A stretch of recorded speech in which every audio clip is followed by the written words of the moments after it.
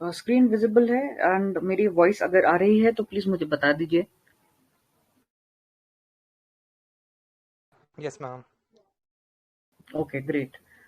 तो 1-2 मिनट देखते हैं, बाकी एस्पिरेंट्स ज्वाइन करेंगे, otherwise we start.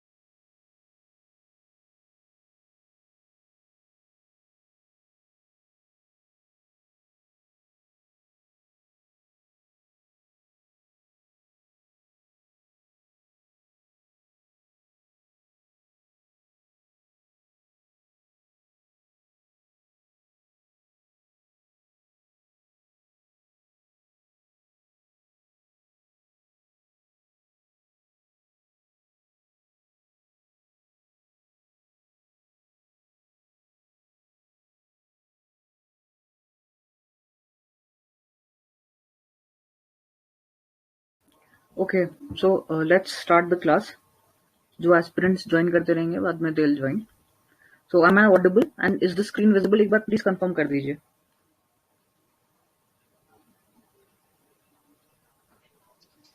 Yes ma'am. Okay, अगर वॉइस का कुछ भी इशू होता है तो आप प्लीज मुझे उसी टाइम बता देना, ताकि मैं वॉइस का करेक्शन करके देन फिर से कोई सेशन में कोई प्रॉब्लम ना हो। Right, so let's start. तो आज हम लोग डिस्कस करने वाले हैं मार्च के करंट अफेयर्स उत्तराखंड के। So I hope you gone through the document जो आपको शेयर किया गया था। तो देखो, स्टार्ट करते हैं। सबसे पहले टॉपिक जो है, जो सबसे इंपॉर्टेंट न्यूज आज की है, वो है selection of 2 women sarpanches of the state for Swachh Sujal Shakti Samman 2023। अब ये इंपॉर्टेंट क्यों है? देखो, एक तो ऐसा है कि विमेन की बात हो रही है, विमेन सरपंच की बात हो रही है, मतलब विमेन का रोल आ रहा है यहाँ पे। एक तरीके से विमेन एम्पावरमेंट की भी बात हो रही है, सरपंच के तौर पर विमेन का इसमें रोल है, उनको अवार्ड दिया जा रहा है।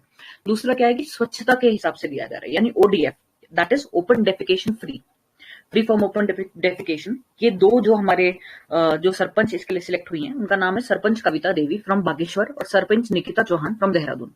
अब नाम इतना इंपॉर्टेंट नहीं है इंटरव्यू पर्सपेक्टिव से, लेकिन यहाँ पर ये इंपॉर्टेंट है कि देखो भाई, उत्तराखंड में एक तो वुमेन एम्पावरमेंट की तरफ ध्यान देते हुए एक तो सबसे पहली बात महिला सरपंच है।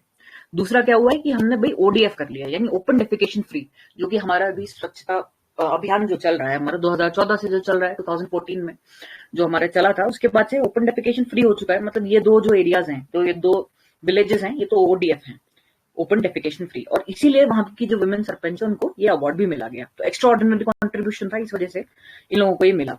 देन बाकी इसमें कुछ खास है नहीं, लेकिन हाँ, ये चीज मेंशन कर सकते हो कि विमेन जो है वो पार्टिसिपेट कर रही है उत्तराखंड के उत्थान में। विमेन का भी बहुत इंपॉर्टेंट रोल प्ले हो रहा है, तो ये चीज, ये पॉइंट ध्यान में रखना। नेक्स्ट आते हैं हम लोग, first heli ambulance services will start from April. तो एम्बुलेंस प्रोजेक्ट जो है वो एम्स ऋषिकेश से स्टार्ट हो रहा है। इसमें क्या है कि आपका यूपी और उत्तराखंड को कवर करेगा। इसमें हर साल क्या होगा कि 45 ऐसे जो लोग होंगे या ऐसे जो पेशेंट्स होंगे, उनको फ्रीली ये जो कंपनी है वो हेली एम्बुलेंस की सब सेवाएं देगी। तो ये कि क्रिटिकल अगर है तो आप हेली एम्बुलेंस की मदद से भी लोगों तक प्रॉपर हेल्थ फैसिलिटीज पहुंचा सकते हो। नेक्स्ट आता है कि Uttarakhand increased subsidy on solar power project. अब देखो, ये क्यों इंपॉर्टेंट है? जो हमारा solar self employment scheme start हुई थी उत्तराखंड में, बट क्या हुआ कि कई सारे लोग इसमें इंटरेस्टेड ही नहीं थे।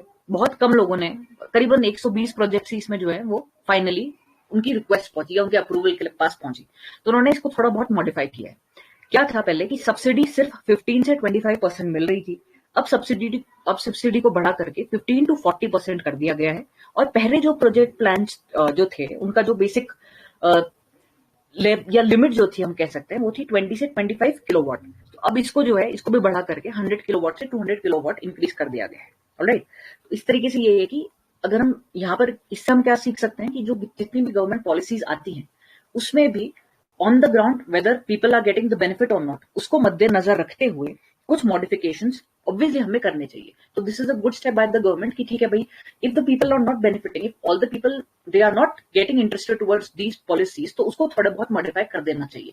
इसको हम कहां पर इनकॉर्पोरेट कर सकते हैं? अगर आपसे पूछा जाए कि आप जो है एक सिविल सर्वेंट बन जाते हो तो आप क्या करोगे, तो आप उसमें ये भी बोल सकते हो कि ठीक है, अगर कोई गवर्नमेंट पॉलिसी है उसका ग्राउंड पे किस तरीके से परफॉर्मेंस हुआ है उसके बेसिस पर हम उसको थोड़ा बहुत मॉडिफाई कर सकते हैं. ये चीज वहां पर आंसर करते टाइम ध्यान रखना. नेक्स्ट है Shailesh Matiyani state educational award will be given to 17 teachers of the state. तो ये कुछ खास इंपॉर्टेंट नहीं है कि हम भाई टीचर्स को हम उनके जो कार्य हैं उसके लिए उनको सराहना दे रहे हैं, तो इसमें कुछ खास है नहीं इंटरव्यू पॉइंट ऑफ व्यू से. नेक्स्ट है those who report and stop violence against women and child marriage will be honoured. अब ये भी देखो, वैसे तो न्यूज कुछ खास है नहीं, बट आप कहीं पर अगर इंटरव्यू में कोई क्वेश्चन पूछा जा रहा है वहां पर इस चीज को मेंशन कर सकते हो. कैसे? चाइल्ड मैरिज की अभी भी है प्रथा, कई सारी जगह हैं जहां चाइल्ड मैरिज अभी भी हो रही है. तो उसको रोकने के लिए क्या किया गवर्नमेंट ने? 10,000 रुपीज देंगी हमारी उत्तराखंड गवर्नमेंट. किसको? उस पर्सन को या उस इंस्टीट्यूशन को जो इन्फॉर्मेशन प्रोवाइड करता है या चाइल्ड मैरिज रोकने की कोशिश करता है. ऑलराइट, इन्फॉर्मेशन किसको देगा? पुलिस को देगा या फिर चाइल्ड मैरिज रोकने के लिए कोशिश करेगा, तो उसको 10,000 अवार्ड दिया जाएगा. इससे दो चीजें, एक तो लोग जो है, जो ये कुप्रथा है अभी भी चाइल्ड मैरिज जहां जहां पर हो रही है, उसको रोकने में लोगों का थोड़ा इंटरेस्ट जागेगा कि भाई हमें भी इसमें मॉनिटरी कुछ बेनिफिट हो जाएगा. दूसरा, ये जो प्रथा है धीरे धीरे समाप्त हो जाएगी. तो ये सोशल ईवल जो है उसको एंड करने के लिए एक अच्छी पहल है. नेक्स्ट है कि एक इंपॉर्टेंट है कि विमेन एम्पावरमेंट और चाइल्ड डेवलपमेंट के लिए एक शॉर्ट फिल्म भी बनाई है हमारी गवर्नमेंट ने, और एक लॉन्च किया है ई पेपर, उसका नाम क्या है? अपनी वाणी. तो ये भी आप कहीं आंसर में मेंशन कर सकते हो. नेक्स्ट आता है कि Uttarakhand contract labour regulation and abolition amendment rules 2023 have been approved. अच्छा, ये जो अमेंडमेंट हुआ है इसके बाद क्या होने वाला है कि जो कॉन्ट्रैक्टर्स हैं वो अगर ऑनलाइन लाइसेंस प्राप्त करना चाहें तो विद इन 20 डेज उनको लाइसेंस दे दिया जाएगा. ओके, नेक्स्ट बात करते हैं 3 डे वसंत उत्सव. अच्छा, ये कुछ इंपॉर्टेंट जो न्यूज आर्टिकल्स इसके बाद आ रहे हैं ये ऑलरेडी हमने फरवरी में डिस्कस करे. Maybe there is a repetition, so I will not repeat these things. ये जो 3 डे वन उत्सव है, सॉरी वसंत उत्सव है, ये ऑलरेडी हमने पिछली बार डिस्कस किया था. अगर आपने वो वीडियो नहीं देखे तो उसको देख लेना, बिकॉज ये मेंशन कर रखा है मैंने उसमें. देन ये जो रुद्रप्रयाग और टेहरी जो है most affected areas according to the landslide report which has been released by ISRO, तो ये भी हम ऑलरेडी कर चुके हैं. And this news also cath lab वाली ये भी न्यूज ऑलरेडी कवर हो चुकी है. And then women empowerment self employment scheme, तो आई थिंक ये दृष्टि वालों ने शायद रिपीट कर दिया है फरवरी का, बिकॉज ये सब चीज हम कवर कर चुके हैं. 38th नेशनल गेम्स, इस पे तो हमारा काफी अच्छा डिस्कशन भी हुआ था, और पूर्णागिरी फेयर के बारे में भी हमने डिस्कस किया था. आईआईटी रुड़की द्वारा ये जो एंटी बैक्टीरियल मॉलिक्यूल है ये भी डिस्कस था. एंड द गैलेंट्री अवार्ड जिनको मिला हुआ है उनको फ्रीली ट्रैवल करने की सुविधा दी जाएगी रोडवेज बसेस में, ये भी ट्रैवल, ये भी हो चुका है कवर. सोलर एनर्जी पॉलिसी भी कवर हो चुकी है, इस पर बहुत अच्छा डिस्कशन भी था. एंड एयरफोर्स की जो ये 3 डे एक्सरसाइज है चिन्याली सौड़ में, ये भी ऑलरेडी डिस्कस किया हुआ है. अब आते हैं नेक्स्ट टॉपिक जो कि नया है. ऑलराइट, तो ये है काफी इंपॉर्टेंट टॉपिक, इस पर थोड़ा ध्यान देना आप लोग, बिकॉज यहाँ से क्वेश्चंस भी बन सकते हैं, आपको बहुत अच्छा कंटेंट भी मिल जाएगा. चाहे आप अगर आपका कोई अपकमिंग मेंस एग्जामिनेशन हो, चाहे आपको इंटरव्यू में बोलना, यहाँ बहुत बढ़िया आपको कुछ मटेरियल मिल जाएगा जिससे आप अपने आंसर को सब्सटैंशिएट कर सकते हो. ऑलराइट, तो ये है बजट 2023 एंड 24. तो सबसे पहली बात, 15 मार्च को हमारे जो फाइनेंस मिनिस्टर हैं प्रेमचंद्र अग्रवाल जी, उन्होंने प्रेजेंट किया बजट. अच्छा, ये बजट कितने का था? ये था 77,407.08 करोड़. इसमें क्या है, किस पर ध्यान दिया गया? एम्प्लॉयमेंट, इन्वेस्टमेंट एंड टूरिज्म, ये 3 चीजें हैं जिस पर इसमें फोकस किया गया है. अच्छा, अब सबसे इंपॉर्टेंट बात क्या है कि 7 इसमें चीजें जिसको हाईलाइट किया है हमारे फाइनेंस मिनिस्टर ने, उन्होंने क्या कहा है? सबसे पहले तो हम जो है एम्फेसिस दे रहे हैं कि ह्यूमन कैपिटल में इन्वेस्टमेंट करना है. हम लास्ट पर्सन है उस तक सारी सुविधाएं पहुंचाने के लिए अपॉर्चुनिटी देंगे.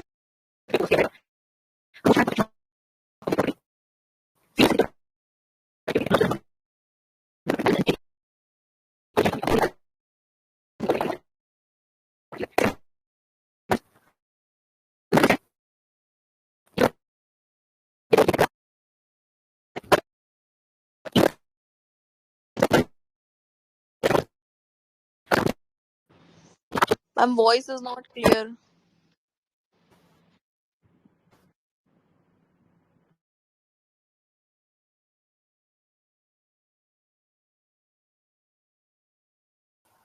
Is the voice clear now?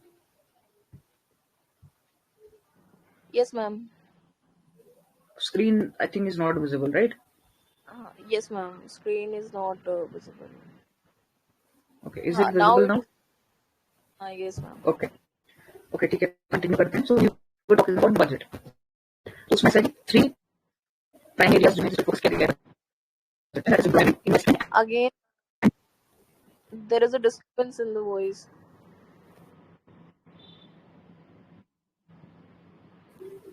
Is it better now? Yes, ma'am.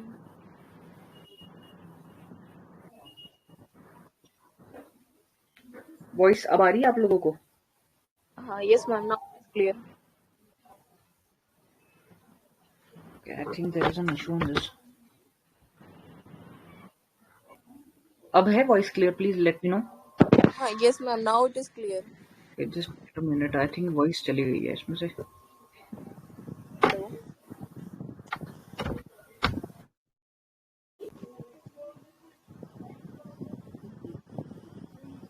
अब आ रही है voice? हाँ मैम, अब सही आ रही है. एक सेकंड इशू हो गया है.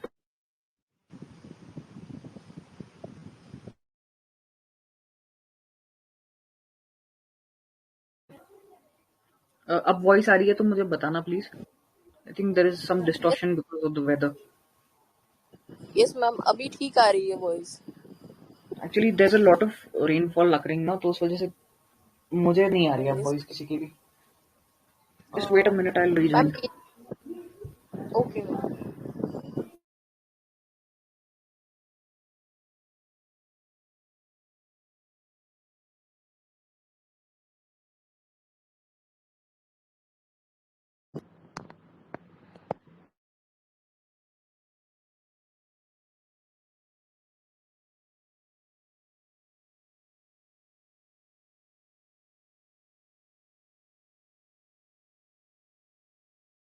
अब आ रही है voice आप लोगों को? Yes, ma'am. Okay, okay. So we were talking about the budget. तो उसमें ऐसे कि 3 इंपॉर्टेंट एरियाज है जहाँ पे फोकस किया गया है. एक है एम्प्लॉयमेंट, एक इन्वेस्टमेंट और एक है tourism.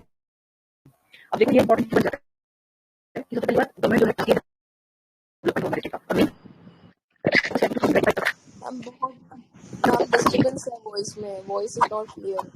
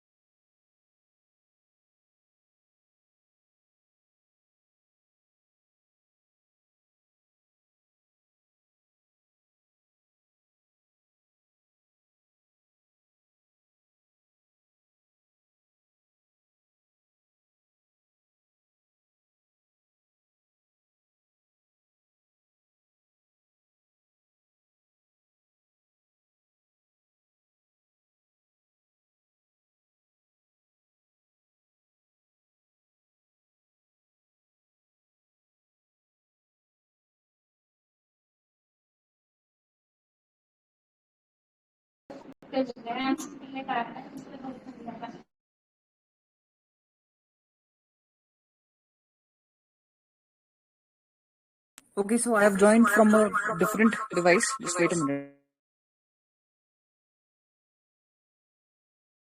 Now there's no issue in the voice.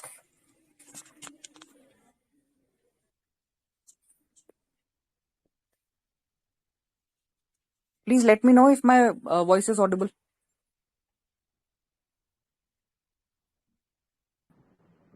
Yes, ma'am. Now it is audible. Okay, so we'll continue voice from this device and we'll be continuing with the other device. Okay, ma'am. We were talking about the budget.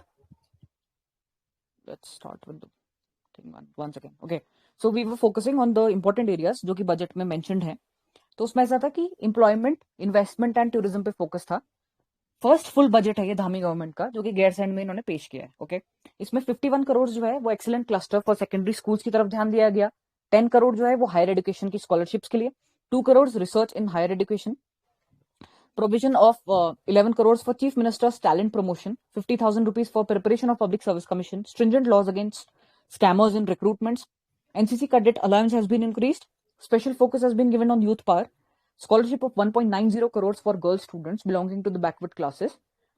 Work towards making the state the best. Now this is very important. ठीक है, ये क्या है, हमारी कोशिश है कि हमको अपने स्टेट को बेस्ट बनाना है 2025 तक. तो ये तो काफी एक जानी मानी बात कही है हमारे चीफ मिनिस्टर ने. और दूसरी बात क्या है कि प्राइम मिनिस्टर ने भी हमारे ये बोला था कि आने वाला जो दशक है वो उत्तराखंड का दशक होने वाला है. तो अब ऐसे स्टेटमेंट्स अगर हमारी गवर्नमेंट दे रही है तो क्या हम जेन्युइनली उस स्टेज पर हैं कि हम लोग जो हमने बोला है उसको अचीव कर पाए. तो उसमें हमें डिफरेंट स्फीयर्स पे फोकस करना है. अब देखो, बजट में इतना इतना एलोकेशन तो किया हुआ है, but ground reality is something which is very much different. तो हमें वहां पर अगर सब्सटैंशिएट करना होगा अपना आंसर, इफ दे आस्क कि whether is it possible for Uttarakhand to become the best by the year 2025, तो उसमें थोड़ा इस बारे में सोचो कि क्या क्या स्फीयर्स हो सकते हैं जिसमें उत्तराखंड अच्छा कर रहा है, कौन कौन से ऐसे स्फीयर्स हैं जिसमें इंप्रूवमेंट की जरूरत है, या कौन से ऐसे स्फीयर्स हैं जिसमें हम पूरी तरीके से पिछड़ रहे हैं, जिसमें कि हमें प्रायोरिटी देते हुए ध्यान रखना है कि वहां पर हम लोग इतना हद तक इंप्रूवमेंट कर पाए that we become the best. ठीक है, तो इस तरीके से जो इस बार का बजट था, I would suggest everyone to go through the budget. एक बार जो उनकी स्पीच है पूरी की पूरी, उसको एक बार अच्छी तरह से रीड कर लो. हो सकता है वहां पे कोई और इंपॉर्टेंट पॉइंट आपको मिल जाए जो कि आप इंटरव्यू के टाइम पे अपने आंसर को सब्सटैंशिएट करने के लिए यूज कर पाओ. सेकेंडली, जो हमारा इकोनॉमिक सर्वे, एक दिन एक सेशन लिया जाएगा इसका, जिसमें बजट और इकोनॉमिक सर्वे से जो भी हमारे इंपॉर्टेंट डेटा है, जैसे टूरिज्म, एक किसी स्टूडेंट ने हम उस दिन पूछा था कि टूरिज्म का कितना परसेंटेज है जीडीपी में कंट्रीब्यूशन. तो उसी तरीके से हर एक सेक्टर का हम लोग कंट्रीब्यूशन को लेते हुए जो वहां से जितने भी फैक्टर्स को कलेक्ट कर लेंगे, उसका एक सेशन रख लेंगे, ताकि अगर कहीं पर इस तरीके से आपको आंसर सपोर्ट करना पड़े तो वहां पर से आप दे दो. और उसके अलावा क्या है कि गवर्नमेंट की स्कीम्स का भी उसमें अच्छा खासा दिया हुआ है इकोनॉमिक सर्वे में, तो उसको हम लोग एक दिन देख लेंगे. बाकी सबसे यही I would suggest everyone to please go through that once. अच्छा, नेक्स्ट है हमारा कि जो मानसी नेगी है मजोटी विलेज ऑफ चमोली की, उनको मिला है हमारा गोल्ड मेडल. ठीक है, इनको गोल्डन गर्ल भी कहा जाता है. ठीक है, तो ये वॉक रेस जो होती है उसमें ये जीती हैं. तो इससे एक और चीज सामने आती है कि अगर आपसे पूछा जाए कि क्या विमेन जो है वो अच्छा कर रही हैं, उत्तराखंड की विमेन, उनको बैकवर्ड कंसिडर किया जाता है. ऐसा कह सकते हैं आपसे कि उत्तराखंड की विमेन को जो है हमने अभी अभी रिसेंटली रिजर्वेशन दिया फॉर द पब्लिक सर्विसेज, उसमें 30% जो है हमारा रिजर्वेशन मिल रहा है, हॉरिजॉन्टल रिजर्वेशन. तो क्या जो उत्तराखंड की महिलाएं हैं उनको जेन्युइनली रिजर्वेशन की जरूरत है, क्या वो इतनी पिछड़ी हुई हैं? इस तरीके से भी फ्रेम किया जा सकता है क्वेश्चन. या ऐसा कह सकते हैं कि ओके, उत्तराखंड की जो फीमेल हैं उनको आप रिजर्वेशन दे रहे हो, तो क्या रिजर्वेशन के साथ साथ और भी डिफरेंट स्फीयर्स हैं जहां महिलाएं कुछ कर रही हैं, या सिर्फ उनको रिजर्वेशन के वजह से ही जो है पूरा का पूरा बेनिफिट मिलता है? तो आप उसमें दो तीन चीजें यही मेंशन कर सकते हो. तो जैसे हमने सुबह अभी सबसे पहला टॉपिक जो पढ़ा था, उसमें 2 वुमेन जो थी, जो सरपंच हैं, उनको अवार्ड मिला है. उसके अलावा जैसे इस तरीके के हमारी डिफरेंट प्लेयर्स हैं, चाहे आप मानसी नेगी की बात कर लो, या और जो आपकी जैसे आपकी रेणु कटारिया, सॉरी, जो आपके ये है डिफरेंट प्लेयर्स हैं क्रिकेट के, जैसे मानसी बिश्नोई, तो उनका भी आप मेंशन इसमें कर सकते हो. राइट. अच्छा, नेक्स्ट हम लोग चलते हैं कि ठीक है, नेम्स फाइनलाइज हुए थे खेल रत्न द्रोणाचार्य अवार्ड और लाइफ टाइम अचीवमेंट के लिए. तो ये तो आगे डिस्कस कर लेंगे. जो ये तो खैर नेम का सिलेक्शन था, आगे उसमें दिया हुआ कि किसको अवार्ड मिला. अब देखो, बहुत इंपॉर्टेंट जो इस पीडीएफ का सबसे इंपॉर्टेंट टॉपिक है वो है ये आपकी एक्साइज पॉलिसी. अब ये क्यों इंपॉर्टेंट है? क्योंकि आप लोगों का जो लोअर पीसीएस का एग्जाम है, जो पोस्ट आपने फिल करी है, मोस्ट प्रोबेबली सभी ने एनटी यानी नायब तहसीलदार को फर्स्ट प्रेफरेंस रखा होगा, और सेकंड प्रेफरेंस या तो आपकी एक्साइज इंस्पेक्टर की होगी, या तो किसी ने डिप्यूटी जेलर लिया होगा. अब एक्साइज इंस्पेक्टर अगर आपकी सेकंड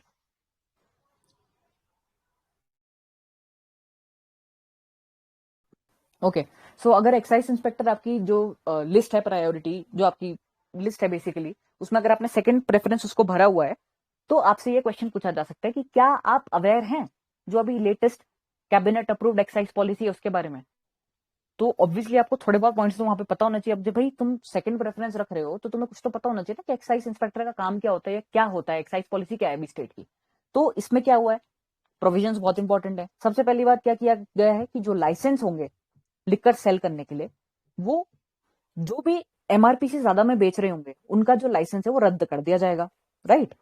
और अगर एमआरपी से ज्यादा जो है सेल कर रहा है कोई, तो उसके द्वारा कंप्लेंट के बाद उसकी रिकवरी करी जाएगी, जो कि 5 टाइम्स होगी, एंड ऑब्वियसली लाइसेंस को सस्पेंड कर दिया जाएगा। पहला तो चलो ये हो गया कि स्ट्रिक्ट एक्शन लिया जाएगा।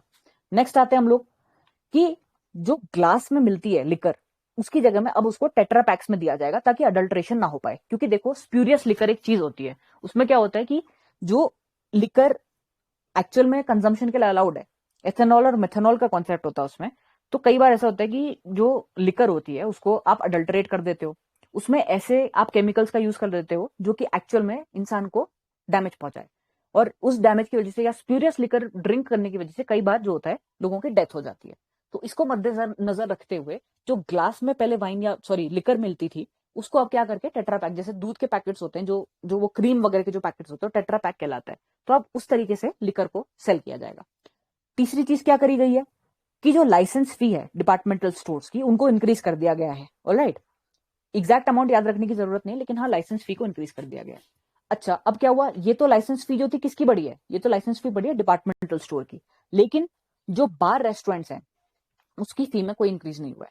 तो वो क्या कर सकते हैं, अपने नियरेस्ट लिकर कॉन्ट्रैक्ट से ले सकते हैं लिकर। ऑलराइट, और उसके अलावा जो सी इंपोर्टेड लिकर थी उसके प्राइस को भी कंट्रोल किया गया है। नाउ जो लिकर कॉन्ट्रैक्ट्स हैं, वो आर्बिट्रेरीनेस जो है उसको एंड करने के लिए भी वो डिपार्टमेंटल स्टोर्स जो हैं अपने लिकर को लिकर कॉन्ट्रैक्ट से जो उनके डिस्ट्रिक्ट में लोकेटेड है वहां से ले सकते हैं। ऑलराइट, उसके अलावा क्या हुआ है कि जो रेवेन्यू होता था, the revenue of the shops which are closed due to a divine disaster or sit in protest based on the report of the DM, उनको वेव ऑफ कर दिया। यानी कोई ऐसी शॉप है जहां सपोज अगर कोई डिजास्टर आ गया, सपोज कहीं पे लैंडस्लाइड आ गई, या जोशीमठ में जिस तरीके से अभी लैंड सबसिस्टेंस का केस हुआ था, तो उनको जो है रेवेन्यू पे करने की जरूरत नहीं है। वहां के जो डीएम है वो रिपोर्ट प्रिपेयर करके दे देंगे कि हाँ भैया यहाँ ऐसे ऐसी आपदा आई है, तो इनसे अभी रेवेन्यू ना लिया जाए, तो उनको वेव ऑफ कर दिया जाएगा, मतलब छूट दे दी जाएगी। नेक्स्ट क्या है कि जो कंट्री और फॉरेन लिकर है वो चीप कर दी गई है। अब ये देखो, बहुत इंपॉर्टेंट पॉइंट है, जो कंट्री एंड फॉरेन लिकर है उसको कर दिया गया है चीप।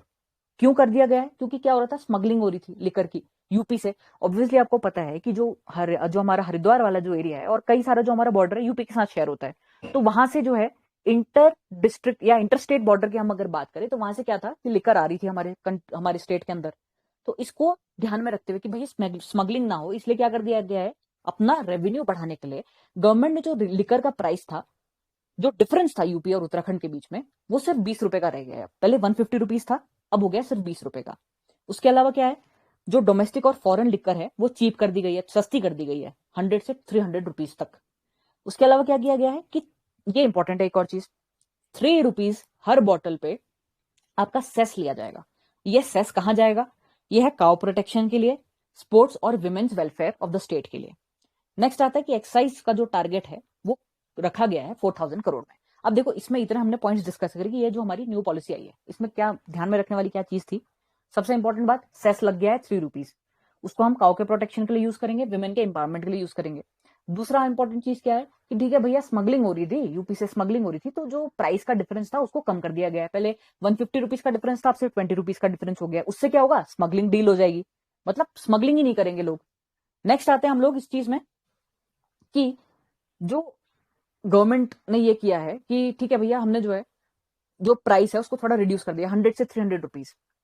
अब इसका जो है प्रोज एंड कॉन्स दोनों है। ठीक है, प्रोज तो क्या है भैया, ठीक है, गवर्नमेंट को जो है ज्यादा रेवेन्यू मिल जाएगा, और जो यहाँ के लोग थे जिनको genuinely they want to go and buy liquor, तो उनके लिए भी फैसिलिटीज बढ़ गई हैं।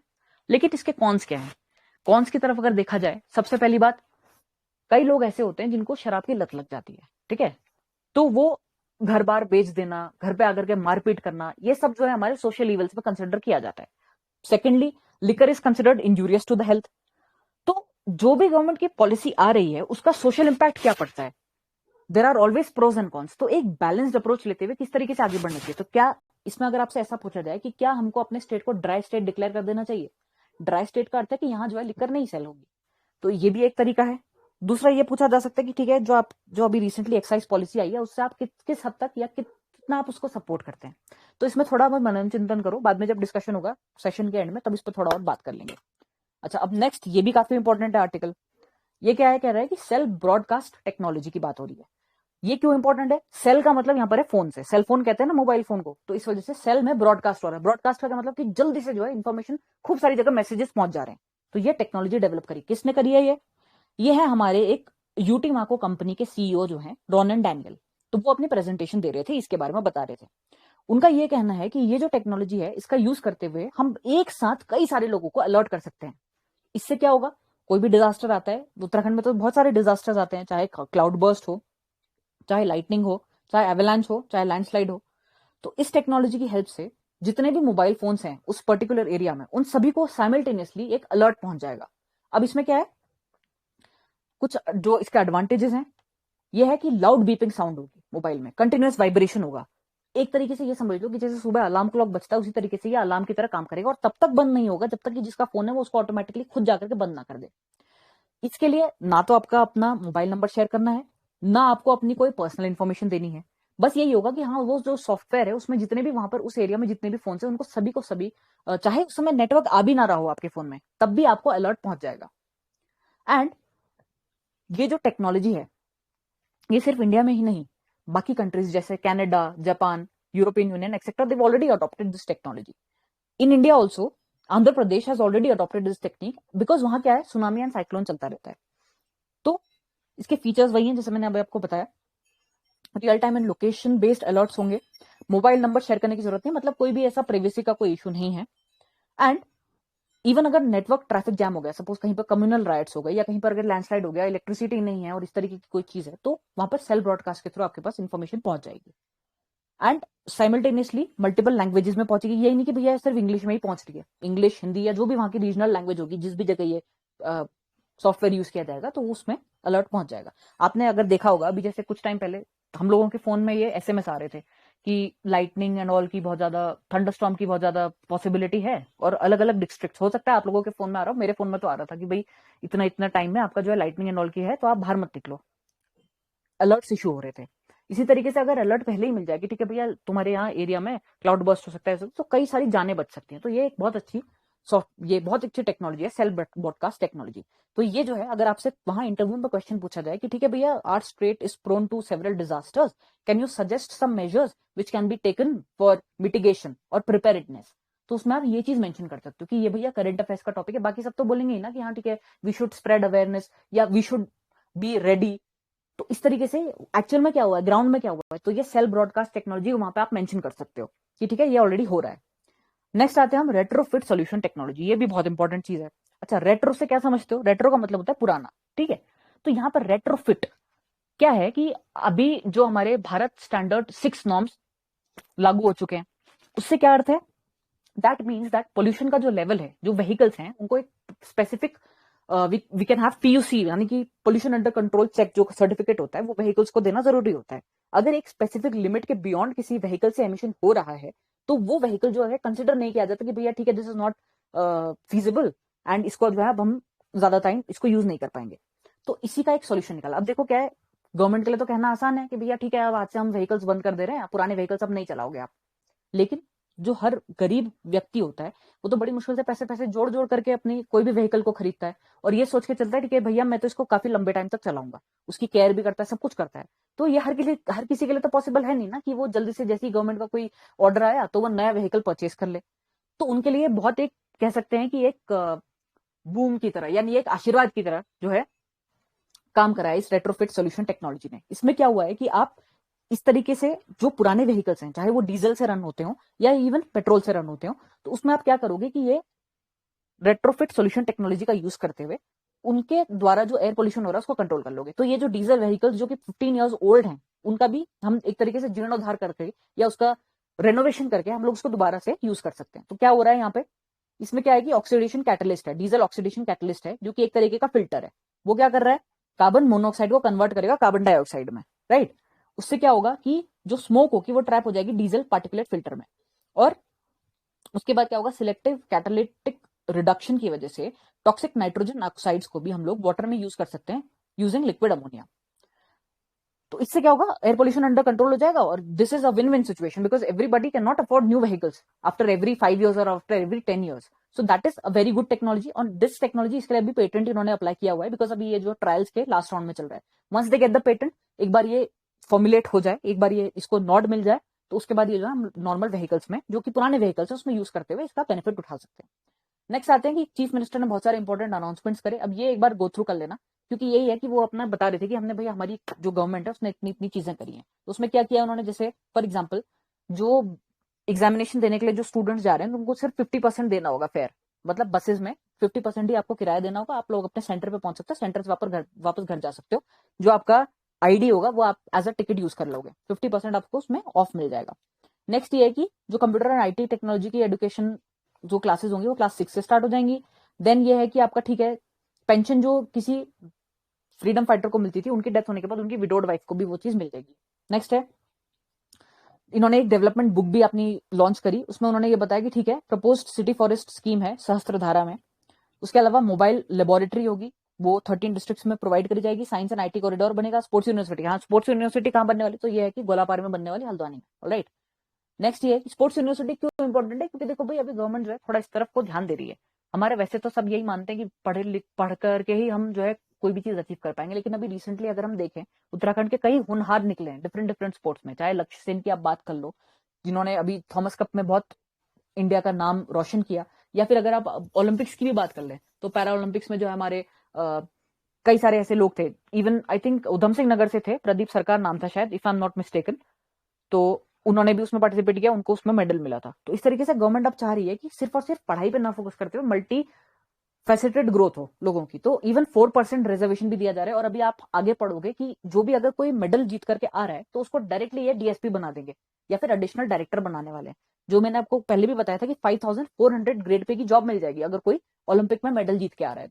तो उस तरीके से स्पोर्ट्स यूनिवर्सिटी का भी डेवलपमेंट हो रहा है, ताकि यहाँ के जो लोग हैं, देखो भाई टैलेंट की कमी नहीं है उत्तराखंड में, बस एक प्रॉपर गाइडेंस चाहिए। तो इस वजह से स्पोर्ट्स यूनिवर्सिटी जो बन रही है, this is a very good step and a very very welcome step. Next है कि हॉर्टिकल्चर स्कीम भी, हॉर्टिकल्चर एक second,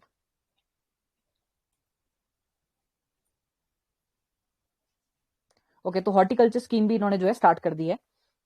and then obviously villages को कनेक्ट करने के लिए, जैसे हमारी ऑलरेडी प्रधानमंत्री ग्राम सड़क योजना चल रही थी, उसी के मिलता जुलता मुख्यमंत्री ग्राम सड़क योजना भी इन्होंने स्टार्ट कर दी है।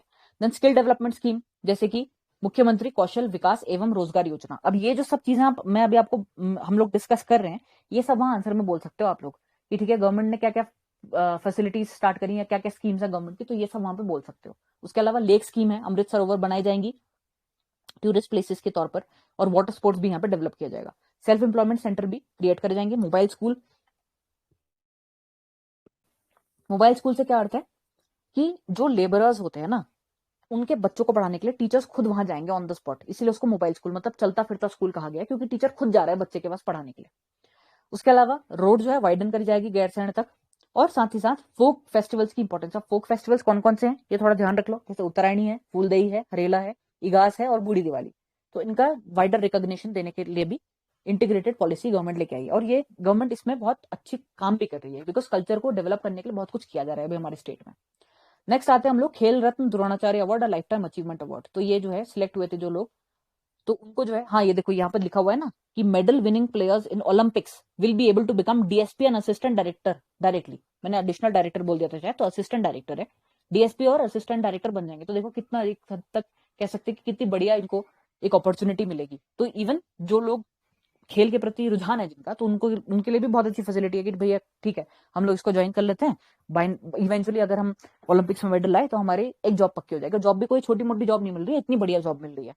नेक्स्ट है कि new sports policy has been formulated, जिसमें ट्रेडिशनल स्पोर्ट्स को भी इंक्लूड किया गया है। अच्छा, अवार्ड किस किस को मिले, तो देखो देवभूमि खेल रत्न अवार्ड लक्ष्य सेन को मिला है 2019-20 के लिए, एथलीट चंदन सिंह को मिला है 2021 के लिए। देन द्रोणाचार्य अवार्ड की बात करें तो कोच जो बैडमिंटन के कोच है धीरेन्द्र कुमार सेन, उनको 1920 के लिए मिला है। टाइकोंडो कोच कमलेश कुमार तिवारी को मिला है 2021 के लिए, और आर्चरी कोच संदीप कुमार डुकलान को मिला है 2021-22 के लिए। लाइफ टाइम अचीवमेंट अवार्ड की बात करें तो 21-22 के लिए सुरेश चंद्र पांडे को मिला है, राइट, एथलेटिक्स के ये खिलाड़ी रहे। देन स्टेट को इतने इतने करोड़ मिले जल जीवन मिशन के लिए, ठीक है, this is not that important.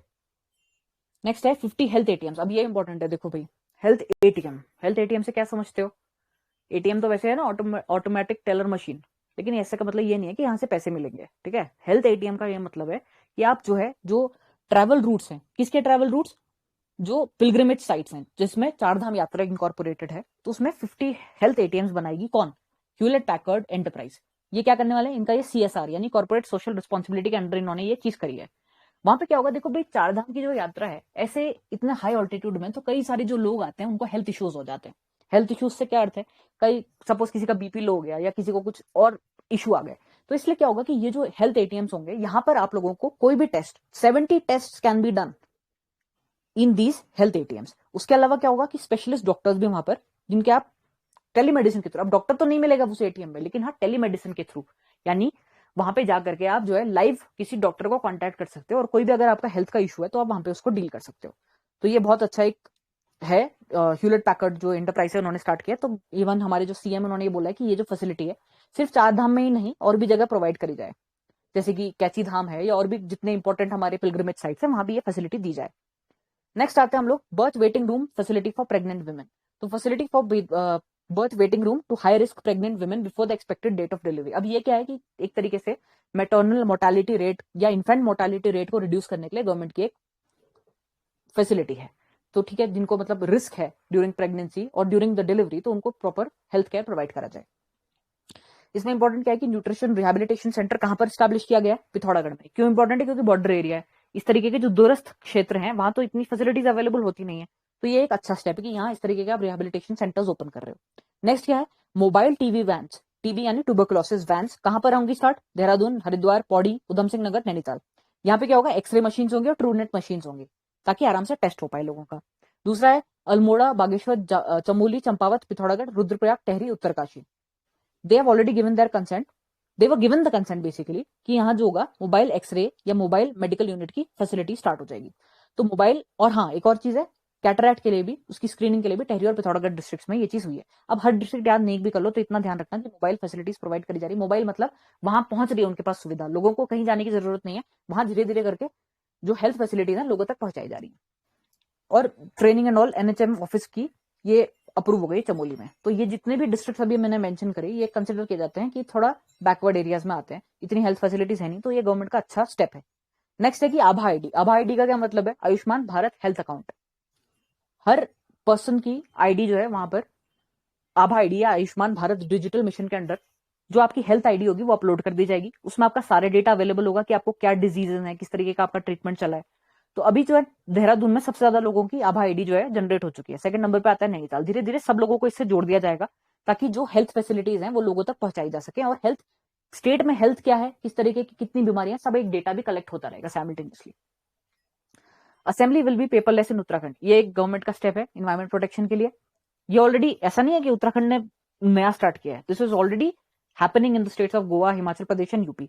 So E Vidhan Sabha will be started and this is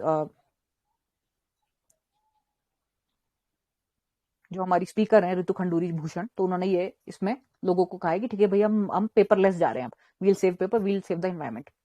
next important क्या है कि G20 का जो chief science advisers round table है, कहां हुआ, रामनगर में हुआ। ठीक है, इसमें क्या हुआ, ग्लोबल इश्यूज डिस्कस हुए related to science and technology, और कुछ और चीजें क्या हुई कि it was headed by the office of the principal scientific adviser to the government of India.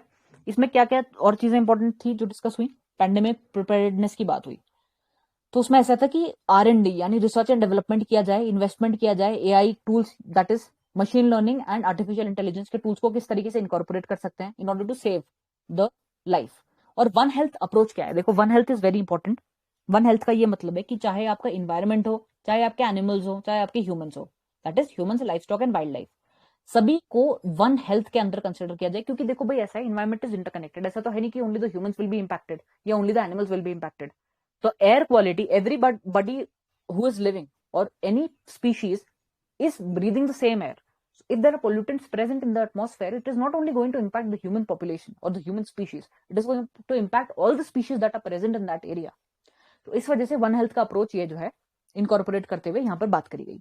Next है कि थीम क्या थी इसकी, G20 जो ये समिट हुआ, जो मीटिंग हुई यहाँ पे रामनगर में, तो उसका थीम था facilitating diversity, equity, inclusion and access in science and technology. तो ये था। एंड बाकी ऑब्वियसली इसका काफी इंपॉर्टेंस रही बिकॉज रामनगर में बहुत ज्यादा डेवलपमेंट हुआ। वहां पर जो जितने भी, अगर आपने न्यूज़पेपर उस टाइम पे फॉलो किया हुआ तो आपने देखा होगा कि जितने भी एरियाज थे वहां पर प्रॉपर बिल्कुल पूरी जितनी भी बिल्डिंग्स थी उनको प्रॉपरली पेंट किया गया एंड वहां पर साफ सफाई का पूरा ध्यान रखा गया। तो इस तरीके के इवेंट्स ऑर्गेनाइज होना बहुत जरूरी है।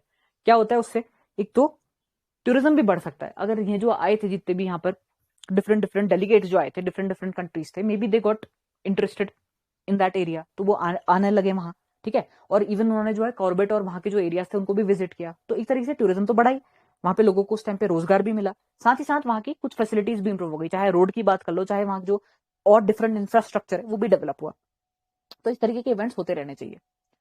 नेक्स्ट बात करते हैं कि जो है हमारा कंप्यूटराइजेशन हो गया है, multipurpose primary agricultural credit cooperative societies, joint cooperative farming और जन सुविधा केंद्र। अब इंपॉर्टेंट क्यों है ये, क्योंकि उत्तराखंड फर्स्ट स्टेट बना है जिसने 95 जन औषधि केंद्र स्टार्ट करें। जैसे हमने कल डिस्कस किया था कि गवर्नमेंट जो है जन औषधि केंद्र स्टार्ट करने पे सब्सिडी दे रही है, तो उसी के साथ साथ गवर्नमेंट का ये भी है कि हमारे जो पैक्स होते हैं, that is primary agriculture credit societies जो होती है हमारी, तो उनको भी जो है कंप्यूटराइज कर दिया गया है। कंप्यूटराइज करने से क्या फायदा है बताओ भाई, कंप्यूटराइजेशन होने से क्या होगा, ट्रांसपेरेंसी बढ़ेगी, ऑनलाइन ऑडिट अगर होगा तो वहां पर कोई भी अगर कुछ कर रहा होगा ना इस तरीके का, कोई भी कह सकते हैं गड़बड़ करना चाहे, फॉर एग्जाम्पल करप्शन है कहीं पे, अगर ऑनलाइन सब कुछ हो गया तो करप्शन नहीं कर पाएगा, तो that is a very good step.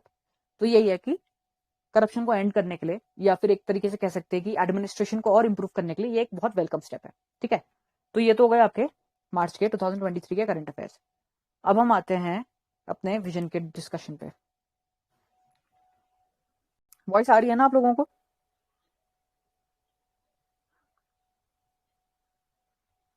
Voice आ रही है? Please let me no.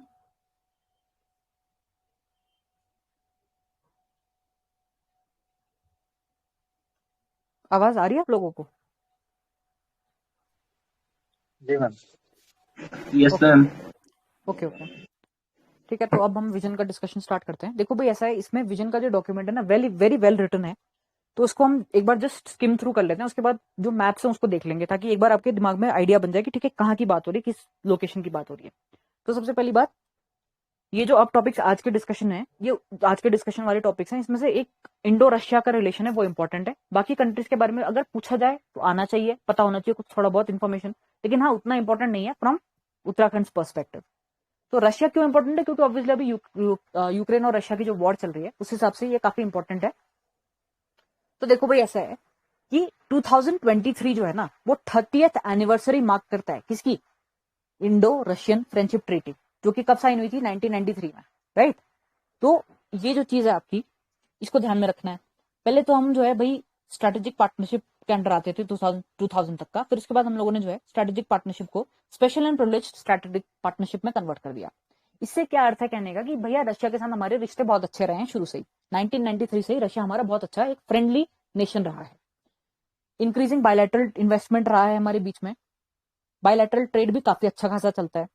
And किस स्फीयर में या किस सेक्टर में होता है, तो देखो हाइड्रोकार्बन है, पावर है, कोल है, nuclear power and fertilizers. Russia का क्या सिग्निफिकेंस है पूछा जाए तो ऑब्वियसली चाइना को बैलेंस करना है। दूसरा, जितने भी हमारे मल्टीलैटरल फोरम्स हैं, चाहे वो यूएनएससी यानी यूएन सिक्योरिटी काउंसिल हो, या फिर एनएसजी यानी न्यूक्लियर सप्लायर्स ग्रुप जो हमारा है, उसमें रशिया ने हमारी बहुत हेल्प करी है, ठीक है। तो कोई भी अगर ऐसा इंडिया के अगेंस्ट कोई लाना भी चाहे ना कोई, तो वहां पे रशिया उसको वीटो कर देता था। तो इस वजह से काफी हेल्पफुल रहा है हमारे लिए रशिया। उसके अलावा न्यू सेक्टर्स जो हैं जैसे माइनिंग, हाई टेक्नोलॉजी, वहां पर भी इंडिया और रशिया के सपोर्ट की बहुत ज्यादा आवश्यकता है। टेररिज्म को कम्बैट करने में भी रशिया की बहुत जरूरत है हमें। और मेजर सप्लाई, ये तो बहुत भैया बहुत ही इंपॉर्टेंट चीज है, क्योंकि S-400 मिसाइल जो कि बहुत ज्यादा न्यूज में रही थी, ये कहां से आई है हमारी, तो ये आई है रशिया से। उसके अलावा INS विक्रमादित्य भी हमने इनकी वजह से, इनकी हेल्प से डेवलप किया। साथ ही साथ अगर हम और भी बात करें, तो जब हम लोगों का स्टार्टिंग में इंडस्ट्रियलाइजेशन जस्ट शुरू हो रहा था, तो उस टाइम पे भी USSR की हेल्प से कई सारे ऐसे हमारी जो इंडस्ट्रीज हैं वो भी डेवलप हुई। तो रशिया तो बहुत इंपॉर्टेंट है इंडिया के लिए। एरियाज ऑफ कोऑपरेशन ऑलरेडी हम डिस्कस कर चुके हैं, एक बार देख लो, nuclear energy, space exploration, science and tech and annual summit होता रहता है। चैलेंजेस क्या है, सबसे पहली बात, रशिया जो है अब धीरे धीरे चाइना का दोस्त बनता जा रहा है। हालांकि अभी परसों I was going through some article, तो उसमें था कि रशिया एंड चाइना के बीच में भी कुछ बॉर्डर इशू हो गया था, बट ठीक है, थोड़ा बहुत उनकी जो है नजदीकियां बढ़ी। अब इसके पीछे का क्या कारण है, because India is getting closer to US। और आपको पता ही है कि रशिया और US की तो भाई कोल्ड वॉर के टाइम से उनका जो है 36 का आंकड़ा है। तो अगर हम किसी भी ऐसी कंट्री के साथ अपने रिलेशनशिप्स मजबूत करते हैं, तो उसमें क्या होता है कि हमारे और कंट्रीज के साथ जो रिलेशनशिप्स हैं उस पर डेफिनेटली इंपैक्ट पड़ता है। दूसरा क्या है कि कमर्शियल टाइज जो है रशिया के साथ वो स्टैग्नेंट हो चुके हैं। अब इसके पीछे एक और कारण है, क्योंकि हम नहीं चाहते कि हम कंप्लीटली किसी एक पर्टिकुलर नेशन पे डिपेंड हो जाएं। और अगर हम रशिया पे इतना ज्यादा डिपेंड हो जाते हैं because of the Russia Ukraine war, Russia पे तो ऑलरेडी इतने सारे एक तरीके से सारी कंट्रीज ने ही इतने सारे वो लगा रखे हैं उनके ऊपर, ठीक है, इम्पोजिशंस है, या रशिया के साथ लोग ट्रेड नहीं करना चाहते। रशिया भी कम नहीं है, रशिया ने भी जो है अपना कह दिया कि भैया हम तो एक्सपोर्ट करेंगे नहीं। अगर उसने ऐसा मना कर दिया कि मैं हम तो एक्सपोर्ट करेंगे ही नहीं, चाहे वीट की बात कर लो, चाहे आप नेचुरल गैस की बात कर लो, ठीक है, तो उस पर्सपेक्टिव से रशिया का जो नेचर है या जो स्टांस है टुवर्ड्स द अदर कंट्रीज वो बहुत ज्यादा हॉस्टाइल दिखता है। ऐसे केस में अगर इंडिया बहुत ज्यादा क्लोज हो ना रशिया के, तो इंडिया के लिए नुकसान हो सकता है। तो ये हमारे लिए बहुत एक प्रोमिनेंट चैलेंज है। वे फॉरवर्ड क्या है, तो हम लोगों को जो है कोलैबोरेशन को और ज्यादा बढ़ाना चाहिए, सिर्फ और सिर्फ रशिया पे डिपेंड ना होकर के, और जो कंट्रीज उनके साथ बायलैटरल अपने टाइज है उनको इंक्रीज करना चाहिए। उसके अलावा रशिया के साथ ऐसा नहीं है कि भैया आप बिल्कुल ही खत्म कर दो अपनी दोस्ती, बस यही है कि एक बैलेंस बनाते हुए, जैसे अभी तक हम चलते आ रहे हैं, जैसे हमने जब जरूरत थी वोटिंग की तो हमने कई बार एब्सटेन किया because we didn't want to vote against Russia, but जब जरूरत पड़ी तो वी आल्सो वोटेड, एक बार हमने वोट किया रशिया के अगेंस्ट में। तो इस तरीके से बैलेंस बनाने की जरूरत है। एंड इंटरनेशनल अफेयर्स या international relations are not very easy because you have to look at each and every sphere. Next हम आते हैं इंडो जापान रिलेशंस की तरफ। देखो भाई, जापान के साथ हमारा जो कोऑपरेशन की बात कर लो तो क्वाड के मेंबर्स हम लोग हैं, दोनों कंट्रीज हैं। उसके बाद करेंसी स्वैप एग्रीमेंट भी है हमारा, और इंडिया जो है 18th लार्जेस्ट ट्रेडिंग पार्टनर है जापान का, और जापान जो है हमारा 13th लार्जेस्ट ट्रेडिंग पार्टनर है, ठीक है। ट्रेड चलता ही है हमारे बीच में, लेकिन कंसर्न ये है कि ट्रेड काफी कम है, मतलब इतना कोई बढ़िया फ्लरिश नहीं कर रहा है ट्रेड। उसके अलावा जो डेटा फ्लो है, तो जो जापान है वो तो कहता है कि भैया ओसाका ट्रैक की बात करता है, तो वो कहता है कि स्टैंडर्डाइजेशन होना चाहिए क्रॉस बॉर्डर डेटा फ्लो, लेकिन हम लोग इसके अगेंस्ट हैं क्योंकि हम नहीं चाहते। अगर बाई चांस डेटा फ्लो आराम से होने लग जाए ना कि भाई easily cross border data flow, तो हमारा जो डेटा है वो जो हमारे नेबरिंग कंट्रीज है, हमारे कोई इतना अच्छे तो रिलेशन है नहीं उनके साथ, तो सपोज कोई बहुत ज्यादा इंपॉर्टेंट या बहुत ज्यादा सेंसिटिव डेटा है, उसको यूज करके मे बी पाकिस्तान और may be China they use it in a very wrong way, और उससे हमारी इंटरनल सिक्योरिटी पे कुछ थ्रेट पड़ जाए। तो इस वजह से हम लोगों ने सपोर्ट नहीं किया है ओसाका ट्रैक को। और जापान कहता है कि भैया नहीं भाई, फ्री फ्लो रखो, डेटा का फ्री फ्लो होना चाहिए, तो उसको हम सपोर्ट नहीं करते, ठीक है। देन उसके अलावा क्या है कि हम लोगों का जो कल्चर है उसमें थोड़ा बहुत सपोर्ट है हमारा, क्योंकि क्योटो और वाराणसी के बीच में पार्टनर सिटी एफिलिएशन अग्रीमेंट भी हुआ था। हिस्टोरिकल टाइज है ऑब्वियसली बुद्धिज्म की वजह से। साइंस एंड टेक्नोलॉजी में भी हमारा जो है लूपेक्स मिशन है, या अगर हम बात कर लें और भी स्फीयर्स है जहां पे हम लोगों का जापान के साथ अच्छा खासा पार्टनरशिप है। बट कई सारे ऐसे प्रोजेक्ट्स हैं जो कि पेंडिंग है, जिसमें सबसे इंपॉर्टेंट एग्जांपल आपका बुलेट ट्रेन प्रोजेक्ट, जिसको बहुत ज्यादा हाईलाइट किया गया था, जो कि कहां से कहां तक था, अहमदाबाद और मुंबई के बीच में, लेकिन वो वर्क इन प्रोग्रेस है क्योंकि हमारा लैंड एक्विजिशन अभी तक हो नहीं पाया है। अब आपको पता ही है कि चाहे इंडिया की किसी भी स्टेट की बात कर लो, वहां पे इस तरीके की जितनी भी एक्टिविटीज होती हैं, जितने भी प्रोजेक्ट्स होते हैं, उसमें थोड़ा ढीला ढाला स्थिति रहती है, बिकॉज कई बार लैंड एक्विजिशन में कुछ ना कुछ इशू आ जाता है। इन्वायरमेंट की बात कर लो, या इन्वायरमेंट क्लियरेंस नहीं मिल रहा है, या अलग अलग डिपार्टमेंट्स में कुछ ना कुछ डिले होता है, तो वही चीज यहाँ पर भी हो रही है। तो इस तरीके की जो पेंडिंग प्रोजेक्ट्स है उनको सॉल्व करना चाहिए, इन्वेस्टमेंट बढ़ाना चाहिए चाइना को काउंटर करने के लिए, एनर्जी सिक्योरिटी के लिए जापान बहुत ज्यादा इंपॉर्टेंट है हमारे लिए। नेक्स्ट बात करते हैं साउथ कोरिया की। साउथ कोरिया के साथ भी अच्छे रिलेशन हैं, म्यूचुअल गुडविल है, कभी भी ऐसा नहीं हुआ है कि भैया हमने साउथ कोरिया के साथ हमारे बुरे रिश्ते रहे हों, ठीक है। तो रिपब्लिक ऑफ कोरिया यानी साउथ कोरिया के अंदर ही आता है। उसमें क्या है कि पॉलिटिकली बहुत इंपॉर्टेंट है हमारे लिए, इकोनॉमिकली भी बहुत इंपॉर्टेंट है, एनर्जी सेक्टर के हिसाब से भी इंपॉर्टेंट है, लेकिन कुछ इश्यूज क्या है उसके। सबसे पहली बात तो भाई प्रेशर है चाइना का, राइट। दूसरा, नॉर्थ कोरिया से ऑलरेडी साउथ कोरिया परेशान रहता है, वहां का कुछ अगर इशू होता है तो साउथ कोरिया इतना ज्यादा आपके साथ अच्छे रिलेशंस ना हो सकता है ना मेंटेन कर पाए, क्योंकि वो अपनी डोमेस्टिक पॉलिटिक्स में इतने हद तक उलझे रहते हैं। तो हम रास्ता क्या है आगे, देखो चैलेंजेस सेम है, ठीक है। उनको इक्वेशन बैलेंस करनी है यूएस के साथ, चाइना के साथ, जैसे हमें करनी है, तो ये हमारा सिमिलर चैलेंज है। नेक्स्ट क्या है, मैरीटाइम पार्टनरशिप हम कर सकते हैं उनके साथ, जैसे मरीन पोल्यूशन की बात करें या एंटी टेररिज्म या एंटी पायरेसी की बात करें, तो वो हम ध्यान में रखना है हम लोगों को। उसके अलावा maritime domain awareness, Indian navy जो है वो इंफॉर्मेशन फ्यूजन सेंटर स्टैब्लिश कर चुके हैं ऑलरेडी इंडियन ओशन रीजन में, तो वहां पर जो है हम लोगों को साउथ कोरिया की भी सपोर्ट की जरूरत है, या हम उसमें कोऑपरेट कर सकते हैं उनके साथ, और people to people and cultural relations भी अच्छे मेंटेन कर सकते हैं, ठीक है। नेक्स्ट आते हैं वियतनाम की बात करते हैं, तो वियतनाम के साथ भी अच्छे रिलेशंस रहे हैं हमारे। This is not that important, इसलिए I am just skimming through it, I hope you understand, क्योंकि हमारे लिए रशिया ज्यादा इंपॉर्टेंट था, वो हम ऑलरेडी कवर कर चुके। मुझे नहीं लगता कि ये इतने छोटी कंट्रीज के उसमें जाएंगे जो हमारे इंटरव्यू पैनल है, बट स्टिल अगर पूछा जाए तो थोड़ा बहुत पता होना चाहिए कि क्या इश्यूज हैं, क्या वे फॉरवर्ड है। तो वियतनाम में भी यही है कि भैया ठीक है, वियतनाम में भी जो है आपका एक we can say maritime relation आप डेवलप कर सकते हो। देन उसके साथ कंसर्न क्या है कि ठीक है भैया, चाइना के साथ उनका अच्छा नहीं है रिलेशन, वो क्लेम करता है साउथ चाइना सी को, साथ ही साथ जो है इनकंसिस्टेंट रहा है ट्रेड ग्रोथ, तो एक्टिव कोलैबोरेशन की जरूरत है और इकोनॉमिक कोऑपरेशन की भी जरूरत है। Same thing goes for India Thailand. अब ये इंपॉर्टेंट है क्योंकि क्या होता है कि इंडो थाई कॉर्पैट एक्सरसाइज और 2015 से ये चलती आ रही है, इंडिया का ये मानना है कि हम एक्ट ईस्ट पॉलिसी में बिलीव करते हैं, तो थाईलैंड का ये मानना है कि हम भैया एक्ट वेस्ट पॉलिसी में बिलीव करते हैं।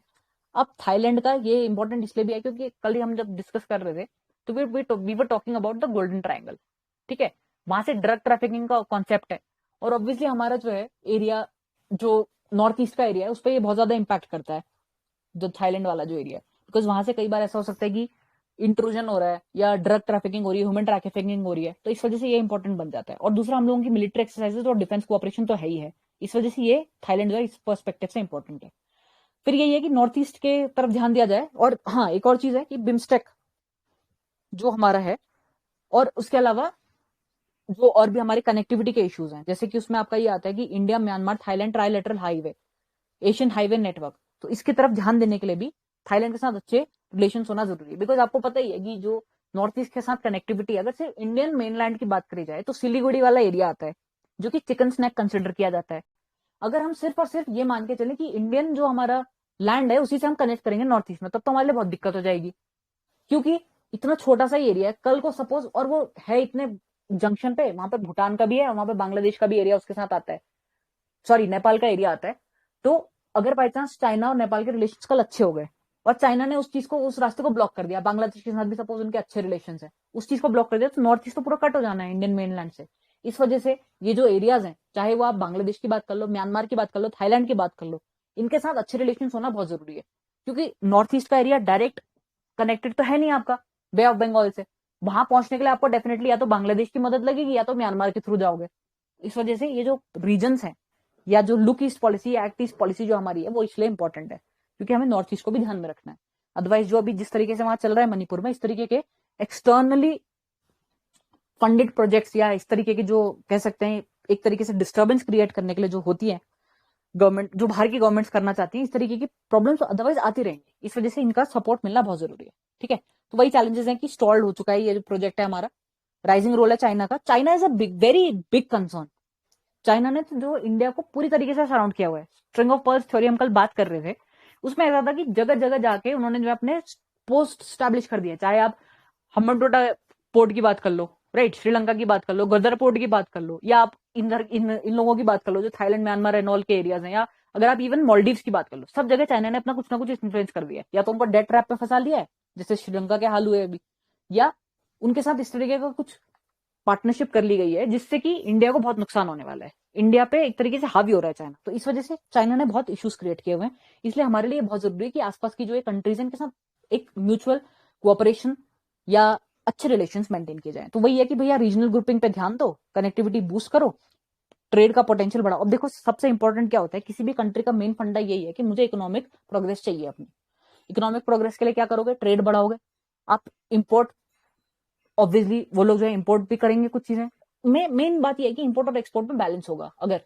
तो दोनों कंट्रीज खुश होगी। अगर थोड़ा भी इम्बैलेंस हो गया तो हमारे पर्सपेक्टिव से अगर एक्सपोर्ट अच्छा हो रहा है तो हमारे लिए तो बहुत अच्छी बात है, लेकिन जिस कंट्री में वो इंपोर्ट हो रहा है जो हमारा एक्सपोर्ट है, तो उनके लिए तो बहुत दुख की बात है। यही चीज होती है कि वो सामने वाली कंट्री खुश नहीं रहती। चाहे नेपाल की बात ले लो, वो कहने लग जाते कि ठीक है भैया हमारे लिए तो इसमें बड़ा लॉस है, हालांकि इंडिया के पर्सपेक्टिव से अच्छी बात है। तो फोकस यही होना चाहिए, इसीलिए हम लोग जो है फ्री ट्रेड अग्रीमेंट्स करते हैं, टैरिफ्स एंड ऑल रिड्यूस कर देते हैं, जो जितने भी टैक्सेस एंड ऑल उसको इस तरीके से रखा जाता है कि जो है भैया दोनों कंट्रीज का फायदा हो, लॉस ना हो, क्योंकि उसमें कई सारी चीजें और भी आती है, सिर्फ इकोनॉमिक प्रोग्रेस ही नहीं, अपनी सिक्योरिटी को भी ध्यान में रखना है। इस वजह से इस तरीके के जो फ्री ट्रेड अग्रीमेंट्स है, ये इस तरीके के सीपा वगैरह जो होता है हमारे कॉम्प्रिहेंसिव इकोनॉमिक पार्टनरशिप, तो इस तरीके की जितनी भी फैसिलिटीज हैं इनको हम इनकरेज करते हैं, या इस तरीके की जो म्यूचुअल कोऑपरेशन है। Then people to people contacts, अच्छा ये होती है सॉफ्ट डिप्लोमेसी। एक तो हार्ड डिप्लोमेसी की हाँ भैया तुम फोर्स करो, नहीं भैया तुम हमारा काम करो, एक होती है सॉफ्ट डिप्लोमेसी। क्या होती है उसमें, पीपल टू पीपल कॉन्टैक्ट, हम कहेंगे भैया नहीं, हम बुद्धिज्म तो हमारे यहाँ भी पता, बड़े हमारे कल्चरल टाइज एसोसिएटेड है। सेम चीज क्या करी मोदी जी ने नेपाल में, जब वो गए थे क्या हुआ, वहां वो मंदिर में गए, वहां उन्होंने हिंदुइज्म की बात करी, ठीक है भैया हमारे इमोशनल टाइज हैं। देन उसके बाद अगर हम बात करते हैं कि जो अयोध्या वाला कॉरिडोर वाला एरिया है, ये माना जाता है कि जो जनकपुरी जो एरिया है या जो सीता माता का एरिया है, वो वहां से उसको कॉरिडोर बनाने की बात चल रही थी। तो इस तरीके से क्या होगा, कल्चरल टाइज, क्योंकि देखो भाई इंडियंस की बात कर लो या इवन जो नेपालीज हैं या इवन जो ये म्यांमार एंड ऑल के एरिया के जो जितने भी साउथ एशियन कंट्रीज हैं, हम लोगों का कल्चर बहुत इंपॉर्टेंट है। तो कोई भी आज की तरफ इंडियन गवर्नमेंट अगर कोई भी स्टेप उठा रही है ना आज के टाइम पे, तो उसमें सब चीजों का एक तरीके से कल्मिनेशन है, वो सभी चीजों को ध्यान में रखा जाता है। It is not just about economic progress, economic partnership, ये तो वेस्टर्न कॉन्सेप्ट हो गया। कल्चर भी बहुत जरूरी है हमारे लिए, हम लोग इतना रेवर करते हैं अपने टेम्पल्स, अपने कल्चर, अपने ट्रेडिशंस को, तो उसका भी यूटिलाइज किया जाता है। इसको बोला जाता है सॉफ्ट डिप्लोमेसी, ताकि पीपल टू पीपल कॉन्टैक्ट बढ़े, लोग जो है समझे कि हाँ भैया इंडिया के साथ हमारे रिलेशन अच्छे होने चाहिए। जैसे नेपाल में अभी कुछ टाइम पहले क्या हुआ था, प्रो चाइना हो चुका था वो, लेकिन फिर क्या हुआ, रोटी बेटी का नाते की बात हो गई। रोटी बेटी के नाते का क्या अर्थ था कि भैया इंडिया के साथ अच्छे रिलेशन रखो, क्योंकि हम लोग जो है हमारा इजीली हम लोग बॉर्डर्स क्रॉस करके एक दूसरे की जगह जाते हैं, हमारा इवन मैट्रिमोनी अलायंसेस होते हैं हमारे, तो इस वजह से जो है थोड़ा गवर्नमेंट का रुख बदला। तो जो पीपल टू पीपल कॉन्टैक्ट है वो गवर्नमेंट का रुख बदलने में भी बहुत कारगर सिद्ध होता है। नेक्स्ट बात करते हैं इंडिया ऑस्ट्रेलिया की। तो ऑस्ट्रेलिया जो है 29th पोजीशन है एफडीआई यानी फॉरेन डायरेक्ट इन्वेस्टमेंट की इक्विटी इनफ्लोज में, और काफी अच्छा मतलब हमारे इनके साथ भी रिलेशन है, बायलैटरल ट्रेड काफी अच्छा चल रहा है। उसके अलावा चैलेंजेस क्या है, तो इंडो पैसिफिक रीजन को लेकर के थोड़े बहुत इनमें डिफरेंसेस हैं कि इंडिया का ये मानना है कि हम जो है entire Indian Ocean takes precedence, लेकिन ऑस्ट्रेलिया का ये मानना है कि south west Indian Ocean, it's immediate north and vast stretches of south Pacific. मतलब यही है कि जो भी आपके अप्रोच है towards the Indo Pacific region, उसमें थोड़ा बहुत वेरिएशन आ जाता है। नेक्स्ट क्या है कि वर्ल्ड व्यूज को लेकर के भी थोड़ा बहुत वेरिएशन है, और डिस्क्रिमिनेशन और रेसिज्म बहुत ज्यादा है। अगर आप देखो बहुत ज्यादा इंडियन डायस्पोरा से क्या अर्थ होता है कि जो इंडियन ओरिजिन के लोग हैं वो जाकर के बस चुके हैं अभी ऑस्ट्रेलिया में। अब वहां का क्या फंडा है कि ऑस्ट्रेलिया में कई बार ऐसा सुनने में आता है कि कहीं पर सपोज किसी ने किसी को मार दिया, वहां इंडियन स्टूडेंट की डेथ हो गई, इस तरीके की काफी न्यूज आती है, क्योंकि वहां एक तरीके से रेसिज्म बढ़ चुका है। What is happening, they are considering कि ठीक है भैया Indians they are coming to our country, they are taking away our jobs, they are taking all the opportunities and facilities, तो इस तरीके से उनके मन में डर बन चुका है। तो ये एक बहुत बड़ा चैलेंज है। और ट्रेड डेफिसिट भी है, इंडिया जो है ट्रेड डेफिसिट में 8.5 बिलियन के ट्रेड डेफिसिट में, मतलब कि इंडिया की तरफ से जो एक्सपोर्ट हो रहा है वो काफी कम है, एंड इंपोर्ट जो होता है फ्रॉम ऑस्ट्रेलिया टू इंडिया वो ज्यादा है। तो ये भी एक कंसर्न है फ्रॉम इंडिया पर्सपेक्टिव। लेकिन क्या है, कोऑपरेशन की अगर हम बात करें तो मिलिट्री एक्सरसाइजेज हैं, जैसे ऑसन डेक्स है, एक्सरसाइज मालाबार है, ये चलती रहती है। और मल्टीलैटरल कोऑपरेशन जो है, चाहे G20 की बात कर लो, चाहे आसियान समिट की बात कर लो, क्वाड की बात कर लो, इसमें हमारा कोऑपरेशन है उनके साथ, और ग्लोबल कोऑपरेशन तो है ही है। और पीपल टू पीपल रिलेशन, जैसे मैंने आपको बताया कि इंडियन डायस्पोरा जो है, कई सारे स्टूडेंट्स वहां पढ़ रहे हैं, कई सारे लोग तो वहां बस भी चुके हैं। वे अहेड क्या है, इंटरऑपरेबिलिटी इंक्रीज करो, टेक्नोलॉजिकल कोऑपरेशन करो, ट्रेड और इकोनॉमिक लिंकेजेस को बढ़ाओ, ठीक है, बट इस तरीके से जो है इनकरेज करते रहो people to people ties, soft diplomacy कर लो। नेक्स्ट आता है यूके रिलेशंस में भी सेम चीज है। इश्यूज क्या है, कॉलोनियल लेगेसी, भैया ठीक है भाई, जो ब्रिटिशर्स हैं उतने इतने टाइम तक हमारे कंट्री पे राज किया, इतना हमारा हमको लूटा है, बेसिकली इकोनॉमिक ड्रेन कराया हमारी कंट्री का, तो वो चीज तो हमारे दिमाग में है ही है। उसके अलावा क्या है कि ब्रिटिश इंटरवेंशन होता है डोमेस्टिक पॉलिटिक्स में। अब कुछ भी चल रहा है हमारे यहाँ, तो आप अपने कमेंट्स मत दो ना उसमें, आप हमारी सॉवरेनिटी इंटेग्रिटी को क्यों आप हार्म कर रहे हो, राइट। उसके अलावा क्या है, बिजनेस एनवायरमेंट की बात कर लो या इमिग्रेशन पॉलिसीज की बात कर लो। उसके अलावा पाकिस्तान और चाइना के साथ क्लोज है यूके, और साथ ही साथ अब हम बात करते हैं कोऑपरेशन की, तो कल्चरल लिंकेजेस तो हैं। अभी जैसे वहां कौन है, सुनक है हमारे जो इंडियन ओरिजिन के हैं, पीएम है वहां भी, ठीक है।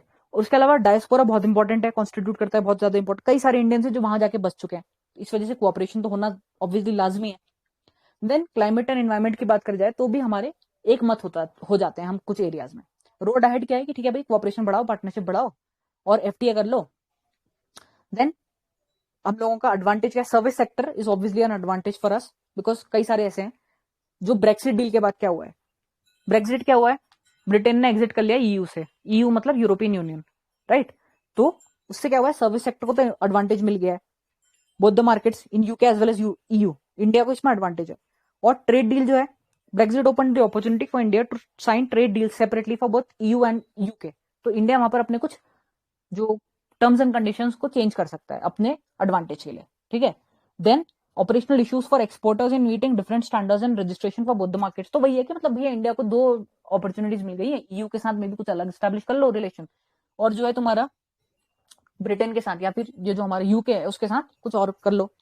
अब कंपनीज जो इंडियन कंपनीज उनके लिए चैलेंज क्या है कि रेस्ट्रिक्शन हो चुका है मूवमेंट में, तो हेडक्वार्टर अगर ईयू में है या यूके में है तो उनके लिए दिक्कत पड़ रही है। तो दिस इज ऑल जो आज के लिए था टॉपिक ऑफ डिस्कशन। बाकी के जो टॉपिक्स हैं वो बाद में कवर होंगे। अब हम थोड़ा एक बार मैप देख लेते हैं, then we'll start with the discussion. Map देख लेते हैं एक बार, वेट अ मिनट।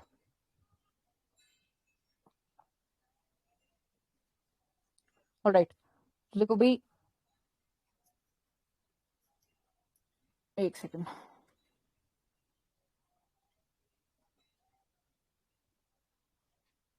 एक second, I think there is an error in this. Screen visible है आप लोगों को? वॉइस आ रही है, स्क्रीन विजिबल है? प्लीज बता दीजिए मुझे।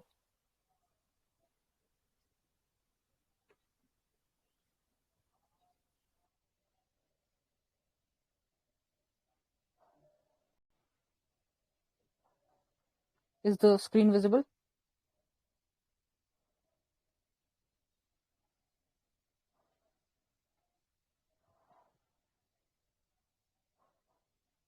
आवाज आ रही है आप लोगों को? स्क्रीन विजिबल है? प्लीज बताइए। जी मैम। ओके, सो आज जो भी रीजन्स डिस्कस हुए, देखो एक तो सबसे पहली बात रशिया डिस्कस हुआ, ठीक है? तो जो ये एरिया है इसको थोड़ा ध्यान से देख लो, बॉर्डर्स की बात कर रहे हैं बेसिकली। रशिया देखो इतनी बड़ी कंट्री है, इंडिया यहाँ पे है, डायरेक्ट हमारा कोई रिलेशन है नहीं। बीच में कौन आता है? चाइना, उसके ऊपर आता है मंगोलिया। चाइना और रशिया के बीच में बॉर्डर शेयर हो रहा है, इधर भी, ठीक है? देन हमने किसके बारे में बात करी? साउथ कोरिया के बारे में बात करी हम लोगों ने। साउथ कोरिया के साथ भी कोई ऐसा डायरेक्ट रिलेशन नहीं है, लेकिन हाँ इंपॉर्टेंट क्यों है? क्योंकि ये पैसिफिक, इंडो पैसिफिक जो एरिया है ना हमारा पूरा का पूरा, दैट इज वेरी इंपॉर्टेंट, ठीक है? Then we also talked about Thailand today. Thailand के साथ देखो डायरेक्ट बॉर्डर शेयर नहीं हो रहा है, बट हाँ थाईलैंड वाला जो एरिया है इसका क्लोज टाइज है विद द नॉर्थ ईस्ट। और जिस एरिया की हम बात कर रहे थे, जो सिलीगुड़ी वाला जो एरिया, जो कि नेपाल और यहाँ पर जो आपका बांग्लादेश के एरिया में यहाँ पे आ रहा है, अगर आपको दिख रहा हो इसमें, थोड़ा और जूम करके देखते हैं।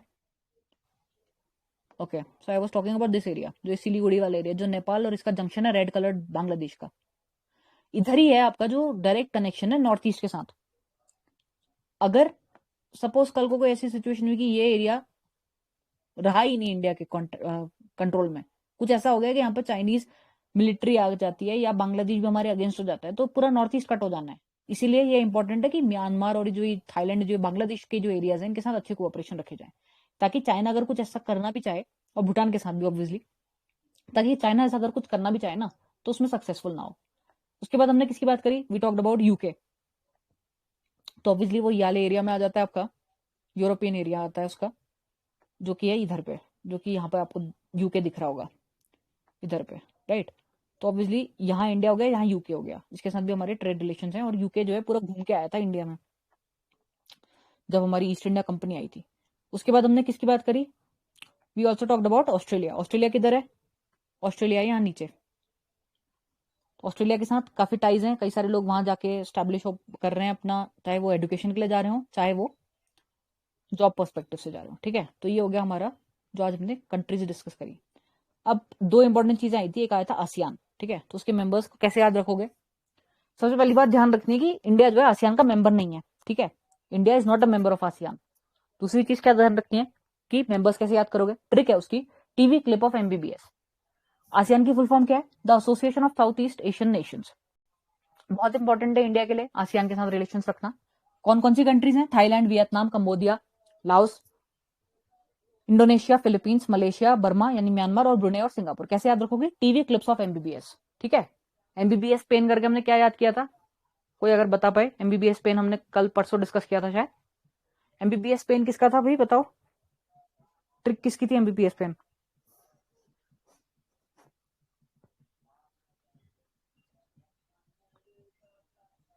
बताओ भाई, एमबीबीएस पेन किसकी ट्रिक थी? परसों ही किया था याद।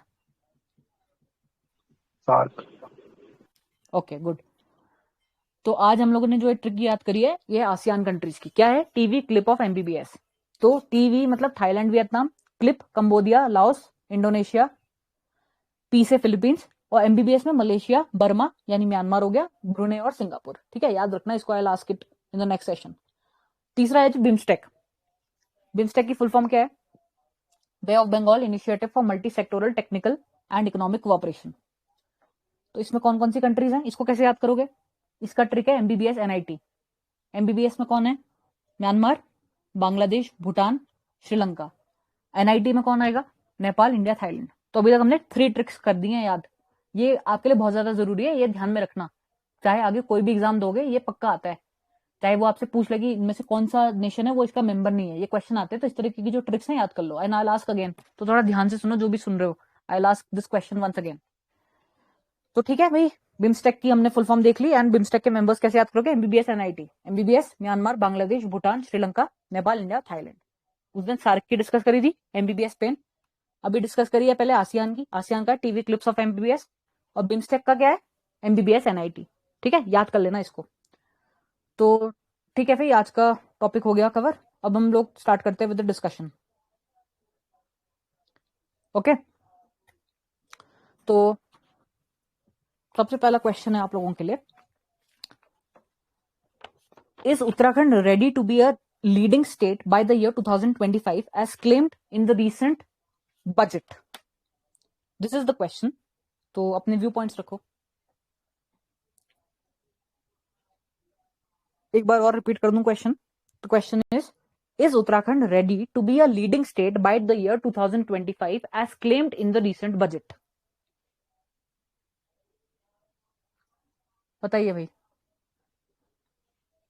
क्या उत्तराखंड तैयार है बेस्ट स्टेट बनने के लिए 2025 तक, जैसा कि क्लेम किया है या जैसा कि कहा गया है रिसेंट बजट में?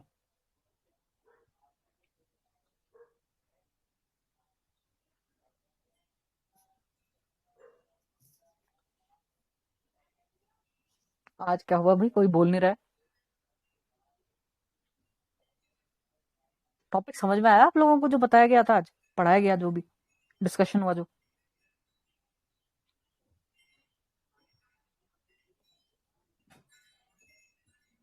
आवाज आ रही है आप लोगों तक? कोई तो कुछ बोलो भाई।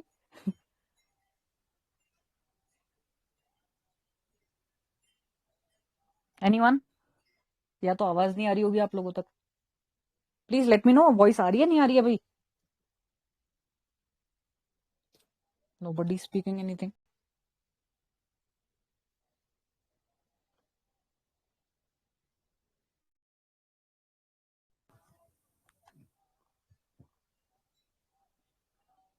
अच्छा चलो, आंसर मत दो, ये बता दो वॉइस आ रही है नहीं आ रही है?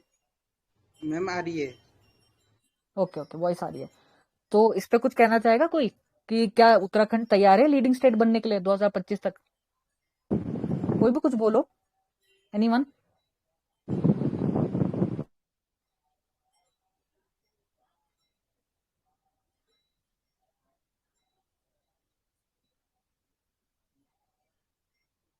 अच्छा चलो, इस टॉपिक पे कोई कुछ कहना नहीं चाह रहा है शायद, तो नेक्स्ट टॉपिक डिस्कस कर लेते हैं, देन इसमें वापस आएंगे। अगर कोई पॉइंट आपको मिल जाए तो well and good.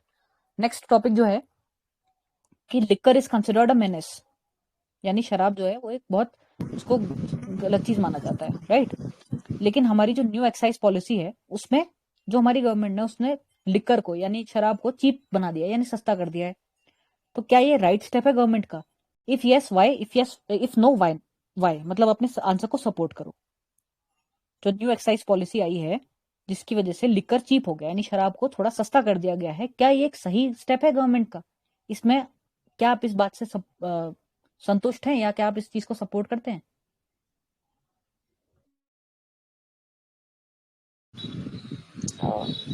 Ma'am, can I answer this? Yeah sure, Hello. Please go ahead. Yeah go ahead. Ma'am, every policy and every whatever the new initiative which take place in the state is always having a two sides, a positive one and a negative one. So first I will like to explain the positive one. In this new excise policy, the government has tried to increase the revenue from this thing by uh, by by introducing new concepts like try to give the alcohol in tetra packs, or they've reduced the rate also from 150 to just 20. The difference between from the alcohol from the inter district or the other district like UP's to say smuggling हो रही थी, and Swiss tax भी है, which is also being initiated like for cow protection as well as for women in development. But it also has a evil side of this key in society.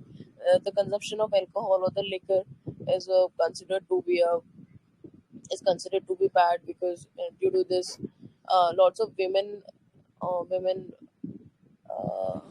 on women the violence take place, like men beats women, or some sort of social evil take place due to this alcohol or liquor consumption. So I think कि profit भी अगर मतलब है तो थोड़ा negatives भी है. Right right, very good. अच्छा, अब इसमें आपने पॉजिटिव्स एंड नेगेटिव्स तो बताए, तो इवेंचुअली आप सपोर्ट कर रहे हो या नहीं कर रहे हो, ये बताओ. वैसे तो if I see on the society in the development है तो it is promoting employment and generating some revenue for the state, but at the same side it is also bad for the society. So I'll say ki it's like it's good for a development but in a limited Okay, way. okay, Yes. okay, all right. So, ma'am, So anybody else? Yeah, ma'am, I want to add few points. yeah, okay, go ahead. Ma'am, जैसे कि हमें पता है कि हमारे state में alcohol का consumption बहुत ही ज़्यादा है, तो वो कहीं ना कहीं हमारी जीडीपी पे मतलब बहुत ही पॉजिटिव वे से रोल करती है. तो गवर्नमेंट को आई थिंक इस पे जो गवर्नमेंट का स्टेप है वो उन्होंने मतलब ठीक ही ले रखा है. And secondly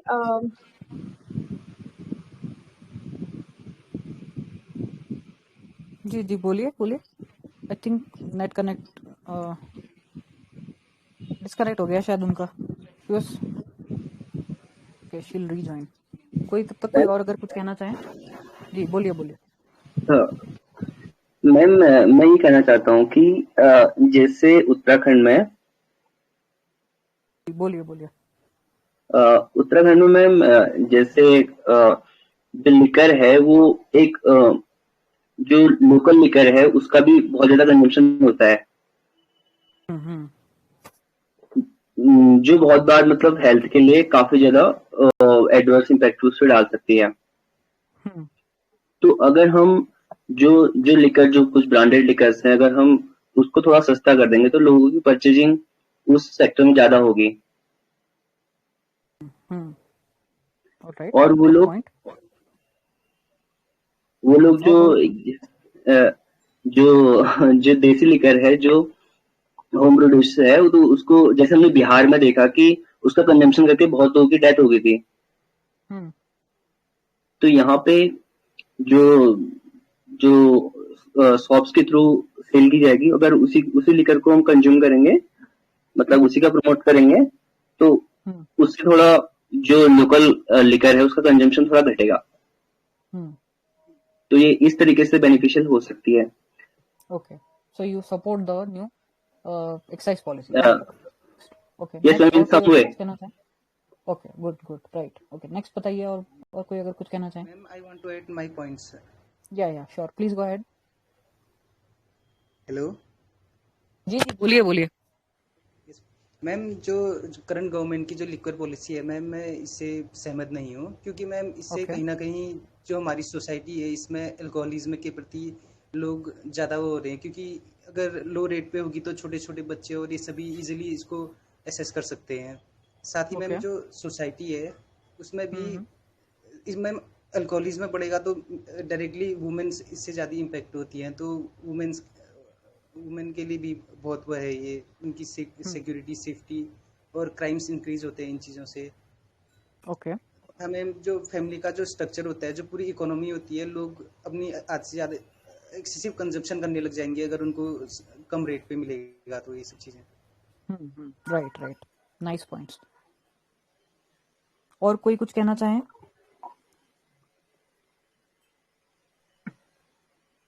Ma'am, though it is a double-edged sword, which state has to handle it very carefully. It can backfire as well as it is and it has always been a fruitful game for the state to have revenues through this policy. So, taking on a financial point of view, then the state like Uttarakhand needs to have some sources of revenue. So excise is one of the important aspect which add to it, and keeping in mind the detrimental ills that it causes to the society. So it can be handled through the checks and balances by imposing some healthy rates and tariff over this liquor, and not making it accessible to the society at large. Like it should be a balanced approach. Okay. So do you support the new excise policy or not? Definitely, ma'am. It is essential, and it has been a integral part of our GDP, and as well as for state and for country. So definitely, that it you is are one of the major source of revenue for the state as well as for country. No. You are saying that you are supporting the sale of liquor, but the question right now was, do you support the new excise policy? तो new excise policy के जो features हैं, do you support that? That sort of thing, ma'am. वही बोल रहा हूँ कि जो न्यू एक्साइज पॉलिसी है, it will definitely add some good things to the existing policy, like checks on the contractors, and the various points mentioned that, like it will the SDM will be in charge if any contractor goes through, or any contractor or retailer goes through any mishap, or in case of natural calamity or disaster. So these are some value adding points that definitely shoot up the existing level of policy. Okay. Anybody else wants to say anything?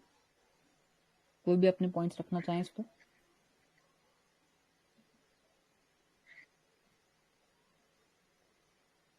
I think most of the people have spoken. तो जैसा कि आप सभी ने बोला, काफी अच्छे points आप सभी ने बोले, एंड आप ही लोगों के पॉइंट, जैसे अभी निक जो है उन्होंने बोला कि it is a double edged sword, तो वेरी वेरी प्रॉपर्ली एक्सप्लेन्ड, बहुत अच्छी तरीके से उन्होंने स्टार्टिंग करी अपने आंसर की. देखो भाई, दो धारी तलवार है, राइट? एक्साइज पॉलिसी मतलब बेसिकली लिकर का जो सेलिंग है वो एक तरीके से रेवेन्यू जनरेट कर रहा है हमारे लिए, लेकिन एक तरफ से वो सोशल इविल भी है. तो इसका सोल्यूशन क्या हो सकता है? तो जैसे अभी आई थिंक नील कमल ने कहा था दैट जो है हमारे लोकल जो बेसिकली स्प्यूरियस लिकर की वो बात कर रहे थे कि अगर हम नहीं भी करते हैं, अगर हम एक्साइज पॉलिसी में चेंज या रिड्यूस नहीं करते टैरिफ एंड ऑल, तो फिर भी लोग जो है कहीं ना कहीं से जाके उसको परचेस कर रहे हैं. और जैसे तनुश्री ने भी बोला था कि ठीक है भाई, स्मगलिंग तो हो ही रही है.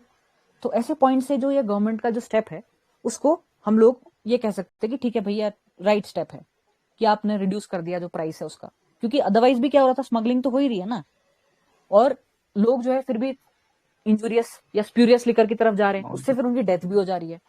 और एक और आई थिंक कमलेश ने बोला था कि मैं इसको सपोर्ट नहीं करता, राइट? कमलेश ने ही बोला था शायद, if I am not mistaken, या शायद नील कमल ने बोला था आई डोंट सपोर्ट. इन दोनों में आई एम कंफ्यूज कि किसने बोला था. ओके, कमलेश ने ही बोला था, राइट? तो कमलेश ने ये बोला था कि मैं सपोर्ट नहीं करता. तो देखो भाई, उनके भी पॉइंट्स काफी ज्यादा इसमें वैलिड थे. अब यहाँ पर ये बात आती है कि आप सपोर्ट करो या नहीं करो, that is your personal choice. Is anyone saying anything? किसी ने कुछ कहा क्या? ओके, शायद एको हो रही होगी साउंड. तो देखो भाई, ऐसा है कि आप सपोर्ट कर रहे हो या नहीं कर रहे हो, that is your personal choice, alright? वहां पे क्या है कि आपको सिर्फ और सिर्फ अपना जो भी आप क्लेम कर रहे हो उसको सपोर्ट करने के लिए वहां पे सफिशिएंट पॉइंट्स होने चाहिए. जैसे कमलेश ने क्या बोला, सोशल इविल की बात करी, और इस तरीके से जो विमेन है उन पर बहुत ज्यादा इंपैक्ट पड़ रहा है. बहुत बढ़िया पॉइंट्स थे, बहुत कॉन्क्रीट पॉइंट्स थे. और जिन लोगों ने कहा कि भैया हम सपोर्ट करते हैं एक्साइज पॉलिसी को, उनके भी बढ़िया पॉइंट्स थे, क्योंकि भैया डेवलपमेंट है, एक्साइज की वजह से इतना ज्यादा रेवेन्यू जनरेट हो रहा है स्टेट के लिए, तो ऑब्वियसली हम उसको पूरी तरीके से स्क्रैप तो कर नहीं सकते. तो इसका सोल्यूशन क्या निकालोगे? सोल्यूशन क्या है? Change in attitude, right? जो हमारे नुक्कड़ नाटक वगैरह जो होते हैं, और सबसे पहली बात क्या होती है कि जो लिकर जो सेल होती है ना, चाहे जैसे भी तनुश्री ने बोला कि हाँ भैया हम अब टेट्रा पैक्स में सेल कर रहे हैं, तो जिस तरीके से चाहे स्मोकिंग वगैरह के जितने भी पैक्स होते हैं उसमें क्या रहता है, एक एडवर्टीजमेंट रहता है, एक पर्टिकुलर एरिया अलॉटेड होता है कि this is injurious to health, this can cause cancer. उसी तरीके से जो लिकर का जो सेल हो रहा है उसमें भी आप एक तरीके से ये डाल दो वहां पे डिस्क्लेमर, तब भी दिमाग में रहेगा इंसान के. एक तरीके से आप उनके माइंड के साथ आप कोशिश कर रहे हो उनका माइंड चेंज करने की, एटीट्यूड चेंज करने की. धीरे धीरे क्या है, स्टार्टिंग से ही आप जो है इनकलकेट करो ये values from the school, from मतलब मॉरल वैल्यूज दो कि इस तरीके की जो चीजें होती है, liquor consumption all is not good for your health, ठीक है? तो उस तरीके से एटीट्यूड में चेंज लाओ. दूसरा ऐसा है, जहां तक बात है कि अभी इन्होंने जो है ₹3 पर बॉटल में सेस लगा दिया है, उस सेस से क्या हो रहा है? देखो भैया, जो तुम्हारे एक्साइज से जो पैसे आ रहे हैं उससे तो गवर्नमेंट को फायदा हो ही रहा है, उसके अलावा तुमने उसमें एक्स्ट्रा सेस लगा दिया है। सेस से क्या होने वाला है? काउस के प्रोटेक्शन में यूज होगा, विमेन एम्पावरमेंट में यूज होगा। तो जितना ज्यादा सेल होगा, जितना ज्यादा सेस इकट्ठा होगा, वो हम लोग जो है उसको कल्याणकारी योजनाओं में भी यूज कर रहे हैं। तो वहां से हम कह सकते हैं ठीक है भैया, although the government has reduced the price to some extent, उससे क्या हुआ है कि स्मगलिंग एंड ऑल को हम लोग डील कर लेंगे। तुम चाहे यहाँ प्राइस कम नहीं भी करते तब भी लोग बाय कर रहे थे, स्पूरियस लेकर बाय कर रहे थे, उससे और नुकसान था, डबल नुकसान था। कैसे? तुम मेथनॉल कंजम्पशन कर रहे हो, तुम्हारी बॉडी पे इंपैक्ट पड़ेगा, कई लोग मर रहे हैं। तो जब लोगों ने कंजम्पशन करना ही है तो सबसे पहले तो भैया एटीट्यूड में चेंज लेकर के आओ। अगर लोग कंज्यूम कर ही रहे हैं तो तुम उससे क्यों ना तुम्हें कुछ फायदा हो जाए। तो तुम सेस लगा दो, सेस लगा करके वहां तुम उसको कल्याणकारी योजनाओं में यूज करो। और यही बात है कि हाँ भैया ठीक है, अगर कोई प्रॉपर रेवेन्यू कहीं से नहीं हो पा रहा, जैसे एक आपने अभी एक स्टूडेंट ने मेंशन किया कि कहीं पर अगर कैलामिटी आ गई तो वहां पे जो डीएम है अपनी रिपोर्ट दे देंगे कि भैया हम जो है यहाँ से रेवेन्यू नहीं दे सकते। तो वो भी एक तरीके का गवर्नमेंट की अच्छी, इसमें कह सकते हैं कि न्यू एक्साइज पॉलिसी जो है अच्छी है। बट हमें ये भी ध्यान रखना चाहिए कि ये कहीं हमारी सोसाइटी को इम्पैक्ट ना कर जाए, इसलिए थोड़ा एटीट्यूड्स में चेंज लाने की जरूरत है। ऑलराइट, तो ये हमारा टॉपिक होता है एंड। अब हम बात करते हैं नेक्स्ट टॉपिक की ओर चलते हैं। तो अगर आप लोग अभी बोलना चाहो तो वही टॉपिक फिर से डिस्कस कर लें, अदरवाइज जो मैंने आपसे कहा था कि is Uttarakhand ready to be a leading state by the year 2025, तो इस पर अगर कोई कुछ कहना चाहे, अदरवाइज थर्ड टॉपिक की ओर जाएंगे, क्योंकि इसमें मेरे पास करीबन 12 पॉइंट्स हैं, काफी अच्छे पॉइंट्स हैं डिस्कस करने के लिए। तो आई वांट टू डिस्कस, और ये मुझे लगता है कि काफी इंपॉर्टेंट है, पूछा जा सकता है। तो कोई कुछ बोलना चाहे अगर इसमें, क्या उत्तराखंड तैयार है लीडिंग स्टेट बनने के लिए 2025 तक? कोई बोलना चाहे, नहीं तो फिर मैं अपने पॉइंट्स ऐड करूं इसमें। Ma'am, I want to add some points on this. Okay. Go ahead. Yes, ma'am. We can say that in some ways Uttarakhand is working in the field of infrastructure development and generating employment. From the last 10 years and these 4 to 5 years, or even 6 to 6 years, the state government is putting a lot of efforts in generating infrastructures in different ways, like developing highways or railways connecting the hill states to the plain states, implementing different schemes for for example, like solar panels free scheme, or free tap water, and many schemes are related with the societal region. I think we are in a roadmap to be not till according to me, till 2025 we won't be able to be the best, but we would be in a lane of developing forward. And even government is taking different he's making different hotspots for religious significance. Numerous Hindu temples as well as pilgrimage centers have been made throughout, and it have also developed the infrastructures for the betterment of tourism, and they are generating employment also. And there are many schemes, ma'am. I think I won't say it will be the best state, but I will also not say it won't perform. It is performing in a good way, and even the government plus the public, they all are working together in the betterment of the state. According to me, I think I all these points. Okay, right. Anyone else? Ma'am, I would like to add, ma'am. Go ahead. Ma'am, keeping in mind the fact that Arch is the state which is still in the nascent state of formation, and still it is continuing to evolve. So there has been some success which state has achieved in terms of its development and growth. To mention those few are that by the time state formed and after almost a decade later, it became the second fastest growing state in the country. So tells that the state has propelled the growth which is actually required for the state which has newly formed, so in a better way.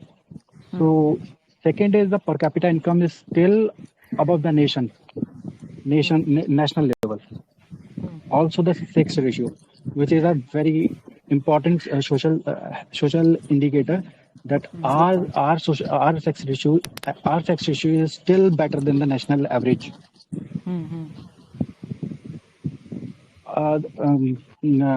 The recent developments tells that in the sector of health, we are working good. That the facilities like we mentioned today, the heli service connecting hills to plains through Airbuses, and these 24 mobile doctors and ATMs, telemedicine services. Like these are the some of good initiatives that government has taken in the recent time. Also, not to take credit away from the women of the state, who are actually working really very hard to get themselves employed and get a employment level which is sustainable for their existence. Like number of self-help groups in the states are working which with the help and contribution of women, which are recognized by countries agencies like NABARD and majority of them working in the field of agriculture in the form of PACs. So the focus of a state right now should be on utilizing its demographic dividend, which is the state is having large number of young minds and young people, so which are actually looking forward for employment in the state, and that if that challenge the state could manage to handle, then the migration rate which the state feels today is quite a point of concern for state, that can be managed. Also, like science and tech is the sector which can be focused on. Moreover, and importantly, human capital is a thing that our state should focus on, getting youth employed through better educations and amenities, and inculcating better moral and principled stances in youth to not get them into the vicious cycle of that intoxication which our state is actually suffering from. Right. Okay, fine. Good points mentioned by him. और कोई कुछ कहना चाहे, कुछ add करना चाहो points अगर? Anyone? Okay, तो जैसा आप लोगों ने अभी थोड़े बहुत पॉइंट्स इसमें ऐड करे, तो देखो इसमें हम कैसे कह सकते हैं कि लीडिंग स्टेट से क्या मीन करना चाहते हो आप? What do you mean by leading state in terms? कोई एको हो रही है वैसे, आप अपना म्यूट कर लो, कोई अगर किसी ने ओपन किया हुआ है। ओके, तो देखो भाई ऐसा है, लीडिंग स्टेट से आप क्या समझते हो? Leading state not only in terms of GDP, ठीक है, क्या क्या तरीके हो सकते हैं लीडिंग स्टेट होने के? तो जीडीपी है, मतलब इकोनॉमिक डेवलपमेंट की बात कर लो, एक सेक्स रेशियो की बात कर लो, एक हेल्थ की बात कर लो, एजुकेशन की बात कर लो, एम्प्लॉयमेंट की बात कर लो। There are multiple spheres, multiple ways in which we can say कि ठीक है, is it a leading state और नॉट? तो अगर हम बात करते हैं जीडीपी की, तो क्या उत्तराखंड 2025 तक लीडिंग जीडीपी हो रहेगी हमारी? That is a question. Second है हेल्थ की बात कर लो, क्या हमारे पास सफिशिएंट डॉक्टर्स हैं, हॉस्पिटल्स हैं? क्या हमारा इन्फेंट मोर्टेलिटी रेट, चाहे हमारा मैटरनल मोर्टेलिटी रेट, क्या वो इस हद तक है कि हम लोग कह सकते हैं we are the best state? क्या हमारी एजुकेशन की बात करें, जो हमारा एनरोलमेंट रेशियो है, ग्रॉस एनरोलमेंट रेशियो की बात कर लें, प्लेसमेंट जो हमारे यहाँ से है, या जो जिस तरीके की हायर एजुकेशन में कितना परसेंटेज जा रहा है हमारे स्टेट का, ठीक है। हाउसिंग की बात कर लो, क्या सबके पास सुविधाएं हैं? हाउसिंग फॉर ऑल हमने प्रोवाइड कर दिया, वाटर अवेलेबल है सबको, क्या sanitation and health facilities available है, इंफ्रास्ट्रक्चर, क्या रोड्स कनेक्टिविटी है दूर दूर तक, दूरस्थ क्षेत्रों तक, क्या इंडस्ट्रीज इस हद तक डेवलप्ड है कि हम मान लें कि हमारा स्टेट बेस्ट है? क्या एम्प्लॉयमेंट है सफिशिएंट? अगर हम रिन्यूएबल एनर्जी की बात करें, जो हमारा एजेंडा है कि भैया हमें 2030 तक हम लोगों का जो सस्टेनेबल डेवलपमेंट गोल्स की बात करें, क्या हम इस हद तक पहुंच चुके कि हमने 30 जो हमारे 17 गोल्स जो हमारे एसडीजीज हैं उसको हमने प्राप्त कर लिया है? क्या हम ये कह सकते हैं कि हमारे स्टेट में इतना ज्यादा स्किल डेवलप्ड है, या इस हद तक चीजें डेवलप्ड हैं कि हमारे सफिशिएंट एम्प्लॉयमेंट अपॉर्चुनिटीज हैं सबके पास? क्या हमारे एनवायरमेंट इस हद तक सेव्ड है? क्या हमारे पास renewable energy sufficient capacity building है? तो ये सब कुछ क्वेश्चंस हैं जो हमको दिमाग में रखने हैं ये आंसर करते समय, ठीक है। जैसे तनुश्री ने बहुत अच्छी तरीके से बोला कि हम ये नहीं कह सकते कि डेवलप नहीं करेगा, क्योंकि हम कोई भी चीज है, कोई भी टारगेट लेके चलते हैं तो उसको एक चैलेंज के तौर पर लेना चाहिए। ऑल्दो इश्यूज हैं, प्रॉब्लम्स हैं, लेकिन अगर कोई टारगेट लेके चले हैं तो उसकी तरफ अग्रसर होना चाहिए। इसी को ध्यान में रखते हुए हेल्थ हो, जीडीपी हो, ये सारे जितने भी सेक्टर्स मैंने अभी आपके सामने मेंशन करे, इन सब में कुछ ना कुछ हमें कंट्रीब्यूट करने की जरूरत है। गवर्नमेंट अपनी तरफ से ट्राई कर रही है, लेकिन अभी भी the ground reality is not to that level what is expected of the best state, ठीक है। तो उसके अलावा क्या है, आप लोग बात कर सकते हो कि क्या क्या गवर्नमेंट ट्राई कर रही है। अभी देखो जो 38th नेशनल गेम्स है वो हम लोग होस्ट करने वाले हैं, राइट। हमने हिलांस की फैसिलिटी स्टार्ट करी, उसमें क्या है, विमेन जो है उनको आप घर बैठे एम्प्लॉयमेंट अपॉर्चुनिटीज दे रहे हो। जो उत्तराखंड के प्रोडक्ट्स हैं, वन डिस्ट्रिक्ट वन प्रोडक्ट, जो मैंने आपको लिंक भी शेयर किया था, वो उनको एक तरीके से आप मार्केट प्रोवाइड कर रहे हो, ठीक है। आप डिजिटलाइज कर रहे हो सारा रिकॉर्ड्स को, चाहे लैंड रिकॉर्ड्स की बात कर लें, चाहे आप लोगों का जो है एग्रीकल्चर सोसाइटीज की बात कर लें, डिजिटलाइजेशन हो रहा है, उससे करप्शन रिड्यूस हो रहा है, करप्शन का लेवल रिड्यूस होगा, इसका मतलब थोड़ा प्रोग्रेस बढ़ेगी, ठीक है। उसके अलावा क्या है, मल्टीपल हम लोगों का जो ऑल वेदर रोड्स का कंस्ट्रक्शन चल रहा है, ग्राम सड़क योजना चल रही है, कितनी सारी जगहों को कनेक्ट कर दिया गया है। तो ऐसा नहीं है कि गवर्नमेंट ने कुछ भी नहीं किया, बहुत सारी फैसिलिटीज अभी हैं।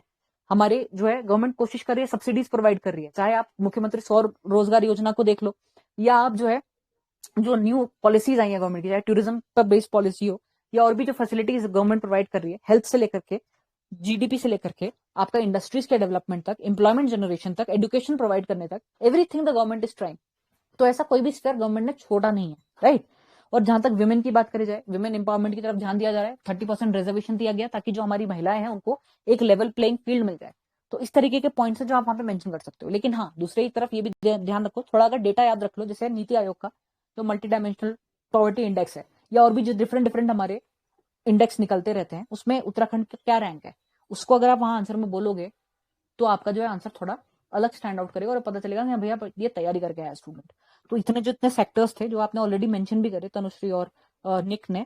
तो आप लोग जो है इस तरीके से थोड़ा अपनी थिंकिंग को थोड़ा और डाइवर्सिफाई करो, ठीक है। मल्टीपल चीजें और क्विक थिंकिंग पे फोकस करो। कई सारी चीजें हैं वहां पर, किस तरीके से आंसर करना है, टाइम कब मिलेगा, ऑब्वियसली मैंने यहाँ पर सिर्फ जो जितने भी पॉइंट्स रखे इतना आपको बोलने का मौका नहीं मिलेगा, लेकिन कुछ भी अगर 5 कॉन्क्रीट पॉइंट्स भी बोल लोगे ना इसमें से, तो बहुत अच्छा इंप्रेशन पड़ेगा। और अगर डेटा देगा तो बहुत बढ़िया है, राइट। तो ये हो गया टॉपिक। अब नेक्स्ट टॉपिक की ओर चलते हैं। ये है कि there is a famous saying कि पहाड़ का पानी और पहाड़ की जवानी पहाड़ के काम नहीं आता, राइट। तो इसमें आपका क्या टेक है, या आप इस पे आपके क्या व्यूज हैं, इसमें मुझे बताओ। और सिर्फ 5 पॉइंट्स बताना, क्योंकि इतना वहां पर आप लोगों को वहां पर भी टाइम नहीं मिला, सिर्फ 5 कॉन्क्रीट पॉइंट्स बताओ। पहाड़ का पानी एंड पहाड़ की जवानी पहाड़ के काम नहीं आता, इस पे आपका क्या टेक है या क्या व्यू पॉइंट है? Any 5 points? Ma'am, I would like to answer this. Yes, please go ahead. पहाड़ का पानी and the पहाड़ की जवानी. The पहाड़ का पानी is the running water. We have a multiple. Sorry, ma'am. Let me think. Ma'am, we have a lot of rivers. जिनका origin हमारे state में होता है, but उनका जो मैक्सिमम वाटर है जो यूज होता है वो प्लेन्स के लिए होता है। तो क्योंकि पहाड़ों में मैम रिजर्वॉयर्स एंड उनके बैरियर्स बनाने में बहुत ही ज्यादा money as well as environmental issues होता है। लाइक अभी जो डैम्स है उसके वजह से जितना भी पास के एरियाज होता है, तो दे आर बीइंग, जैसे टिहरी डैम ही है, तो जो टिहरी झील है उसकी वजह से उसमें इतना सबडक्शन हो रहा है, या फिर उसका तो उसकी वजह से जो आसपास का जो उसका लैंडस्केप है that is being disturb. And the second is पहाड़ की जवानी, दैट इज मतलब we are talking of youth.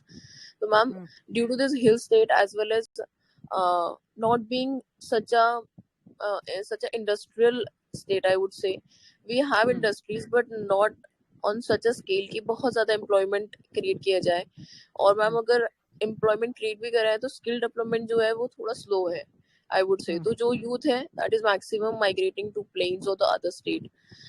So ma'am अभी अगर हम last data उठा के देखें, so there are I would say 3/4 of the hill villages have been like ghost villages। There is no young person left in those villages, only the women who are engaged in animal husbandry or the agriculture thing। So I think ma'am कि जो maximum हमारा water है वो plains में ही use हो रहा है, और पहाड़ में वैसे भी scarcity of water होता है because we cannot store it, and government is also doing part, and even the local people should also try to do rainwater harvesting or any other sort of creating ponds and reservoirs। But उसके लिए भी ma'am we need infrastructure. The government is doing this with the help of Manrega. It is encouraging people to create ponds as well as canals, but still we need time. And the youth thing is the migration is the biggest problem of hill areas, I do think. Yes, ma'am. Okay, right. Anyone else? Hello. I would like to add, ma'am. जी बोलिए. Who is speaking up? Hello. आप बोल रहे हैं, मैं बोल लो. चलो ठीक है. पहाड़ का पानी और पहाड़ की जवानी एक पुराना स्लोगन रहा है उत्तराखंड की पलायन को दर्शाने के लिए और यहाँ जल संसाधनों के अभाव के लिए. हम देख रहे हैं जैसे वोटर्स की कमी आ रही है पर्वतीय कॉन्स्टिट्यूएंसीज में. लास्ट परिसीमन में पहाड़ की सीटें कम हो गई और मैदानी क्षेत्रों में शिफ्ट हो गई हैं. 2011 के जनगणना सेंसस में 2 जिले ऐसे हैं जहाँ पे नेगेटिव पॉपुलेशन रजिस्टर की गई डेकेडल ग्रोथ रेट के अनुसार. मैम, ये कंडीशन रिवर्स की जा सकती है स्थानीय लोगों के स्किल अपग्रेडेशन और जल संरक्षण जैसी योजनाओं से, क्योंकि जो पहाड़ की आधारभूत अर्थव्यवस्था है जैसे पशुपालन और कृषि, वो जल संसाधनों की अवेलेबिलिटी पर बहुत ज्यादा डिपेंड करती है. तो इसके लिए सरकार ने जैसे चाल खाल योजना चला रखी है ताकि भूजल के स्रोतों को रिचार्ज किया जा सके इत्यादि. साथ ही साथ मैम, इस पलायन को रोकने के लिए पलायन आयोग का जैसे गठन किया गया है, जिसने कुछ पॉइंट्स आए हैं जैसे कि चिकित्सा, स्वास्थ्य, इन सब के ऊपर काम किए जाने की आवश्यकता है, जिसके लिए सरकार ने विभिन्न प्रकार की परियोजनाएं लाई हैं. और मैम, जैसे गवर्नमेंट की जो ये हमारे यहाँ बड़ी बहुउद्देशीय बांध परियोजना है, उनमें उत्तराखंड को उस प्रकार से शेयर नहीं मिला है जो हमें मिलना चाहिए था. जैसे टिहरी डैम बांध में सिर्फ 13% बिजली निःशुल्क मिलती है. इसको रिवर्स करने के लिए पिछली सरकार में जल सेस नीति लाई गई थी, जिसमें जो स्थानीय जल विद्युत परियोजना है उसमें वाटर टैक्स लगाया गया था. तो इस प्रकार से हम जो ये पुरानी कहावत है कि पहाड़ का पानी और पहाड़ की जवानी पहाड़ के काम नहीं आती, उसको हम रिवर्स कर सकते हैं. धन्यवाद. Very good. Anyone else? कोई कुछ कहना चाहे इस पे?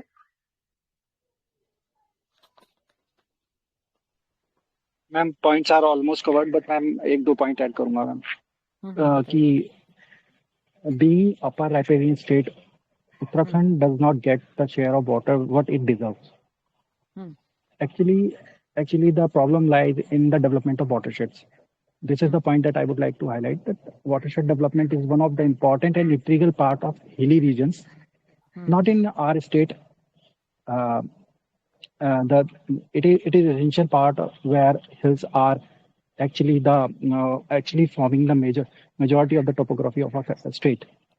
So with respect to our state, the development of watershed has not been focused to that level, and development of watersheds in itself is a process which will encompass into its fold the development of agriculture, the development of livestock, the development of land resource, and importantly the water, which is our concern. So if this integral approach of developing the region holistically can definitely benefit the upper riparian state. Secondly, the issue of migration. Secondly, it is the issue of migration that is costing the state very hard. And for that, again, skill development and development of human capital can be focused on. All right. और कोई कुछ अगर add करना चाहे? Good evening, ma'am. I want to add something in it. Yeah, go ahead. Good evening. Ma'am, recently we are witnessing that during the summer years, the water reserves are going down, and in places like Haldwani and Dehradun, there is very shortage for water. So government have came up with the Jamrani project and Song Dam project, that can be also added to it. That's all I want to say. Okay, all right. Anyone else? कोई और add करना चाहे?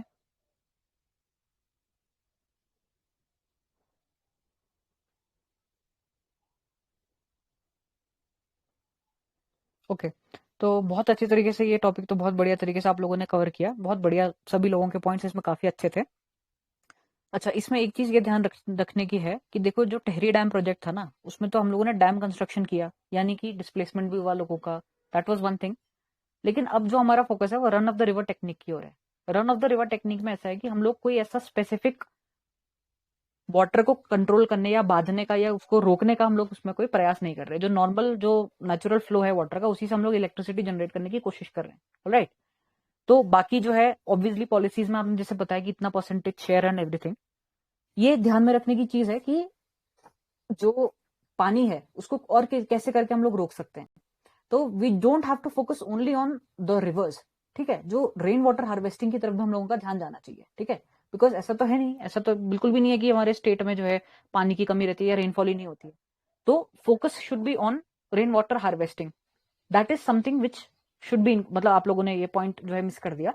तो rain water harvesting भी हम इसमें बोल सकते हैं कि पहाड़ का पानी जो है सिर्फ और सिर्फ ये नहीं है कि आप जो है जो हमारे स्रोत होते हैं या जो रिवर्स होती है वहीं से हम लोग उसको यूटिलाइज करने की बजाय इवन जो कैप्चर कर सकते हैं आप लोग रेन वाटर को, ठीक है, वहां से भी इस तरीके से इम्बैंकमेंट्स बनाए जाएं या वाटर स्टोरेज की फैसिलिटी दी जाए ताकि लोगों को कभी भी ऐसे पानी की कोई ऐसी प्रॉब्लम ना हो। जैसे अभी रिसेंटली क्या हुआ है कि अभी कई जगह पे वाटर टैंक्स बुलाने पड़ते हैं क्योंकि वाटर ही नहीं है वहां अवेलेबल, इंस्पाइट द फैक्ट कि इतनी ज्यादा रेनफॉल हो रही है, स्टिल पानी की कमी हो रही है। तो ऐसी चीज को सोल्यूशन क्या हो सकता है? इस चीज का सोल्यूशन ये हो सकता है कि आप रेन वाटर हार्वेस्टिंग पे भी काम करो। और जहां तक बात है कि पहाड़ का पानी और पहाड़ की जवानी काम नहीं आ रही है, तो उसमें यही बात है, ठीक है, run of the river technique जो न्यू एक टेक्निक है उसको फॉलो कर सकते हैं, बट इस तरीके से जो मल्टीपर्पज डैम प्रोजेक्ट जो हमारे प्रोजेक्ट्स हैं उसको डेवलप करने से पहले वहां का इन्वायरमेंट इंपैक्ट असेसमेंट बहुत ज्यादा जरूरी है। चाहे आप विष्णुगढ़ एरिया की बात कर लो या रेनी विलेज में जो सब कुछ ये हुआ था हमारा, तो वहां पर क्या हुआ कि इन्वायरमेंट इंपैक्ट असेसमेंट होना बहुत जरूरी था। पहले कोई भी प्रोजेक्ट स्टार्ट करने से पहले इन्वायरमेंट इंपैक्ट असेसमेंट अगर नहीं होगा उस एरिया का तो it is going to become a disaster, क्योंकि जो टोपोग्राफी है उस हिसाब से आप इतना ज्यादा छेड़खान नहीं कर सकते। तो यही है कि सस्टेनेबल यूज करते हुए इस तरीके की फैसिलिटीज स्टार्ट करो और इस तरीके की आप सोल्यूशंस ढूंढो ताकि आपको इवेंचुअली जो है बेनिफिट हो instead of it becoming a disaster, ठीक है। और जहां तक जवानी की बात है तो ऑब्वियसली हमने जितनी आज स्कीम्स डिस्कस करी तो उसको आप मेंशन कर सकते हो, ठीक है। गवर्नमेंट क्या है, सब्सिडीज दे रही है, लोगों को इनकरेज कर रही है, जो है आप लोगों का स्किल डेवलपमेंट के लिए डिफरेंट डिफरेंट प्रोजेक्ट्स ला रही है। उसके अलावा क्या है कि instead of being job seekers, job provider बनने की तरफ गवर्नमेंट का ज्यादा फोकस है, ठीक है। और जैसे अभी तनुश्री ने बोला कि ऑब्वियसली इंडस्ट्रीज की कमी है तो उसमें तो हम कुछ कह नहीं सकते, लेकिन फिर भी जो है अभी हमने कुछ दिन पहले डिस्कस किया था कि गवर्नमेंट जो है कोशिश कर रही है कि ज्यादा से ज्यादा इन्वेस्टमेंट आए, ज्यादातर लोग जो है इसकी तरफ अट्रैक्ट हो। तो वो क्या कर रही है कि जो आपका जो फीस लगनी है स्टार्टिंग में कुछ समय के लिए आपको जो है एक तरीके से सब्सिडी समझ लो उसको, कि स्टार्टिंग में आपको फीस एग्जेम्प्टेड है, आपको जरूरत नहीं है फीस देने की। इसी तरीके से और भी पॉलिसीज लाई गई हैं गवर्नमेंट के द्वारा, जैसे जो हमारी विमेन है, जो डेस्टिट्यूट विमेन है, जो सिंगल विमेन है, उनको भी फैसिलिटी दी जा रही है कि ठीक है भैया आप अपना कुछ काम स्टार्ट कर लो। उसके अलावा हिलांस जो है वो आपने सुना ही होगा, हिलांस भी एक तरीके से स्टार्ट किया गया है, जो कोऑपरेटिव्स बनाए जा रहे हैं डिफरेंट डिफरेंट जगहों पे। इस तरीके के सेल्फ हेल्प ग्रुप्स बन रहे हैं जिनको आराम से लोन मिल जाए कम दरों पे, ताकि वो अपना काम शुरू कर पाए। तो उसके अलावा जैसे हम ये भी कह सकते हैं कि वीर चंद गढ़वाली जो हमारी स्कीम थी, या अगर हम होम स्टेज की बात करें तो इस तरीके से क्या है, जो जिस एरिया में है उसको वहीं एम्प्लॉयमेंट जनरेशन की सुविधाएं दी जा रही हैं ताकि इवेंचुअली क्या हो, आप लोगों को बाहर ना जाना पड़े। लेकिन अभी भी इसमें बहुत कुछ करना बाकी है, still the government is trying its best, right. तो I think this topic is done. अब लास्ट टॉपिक है आज के दिन का, वो है कि is India doing enough to counter China? What are your views regarding this? Is India doing enough to counter China?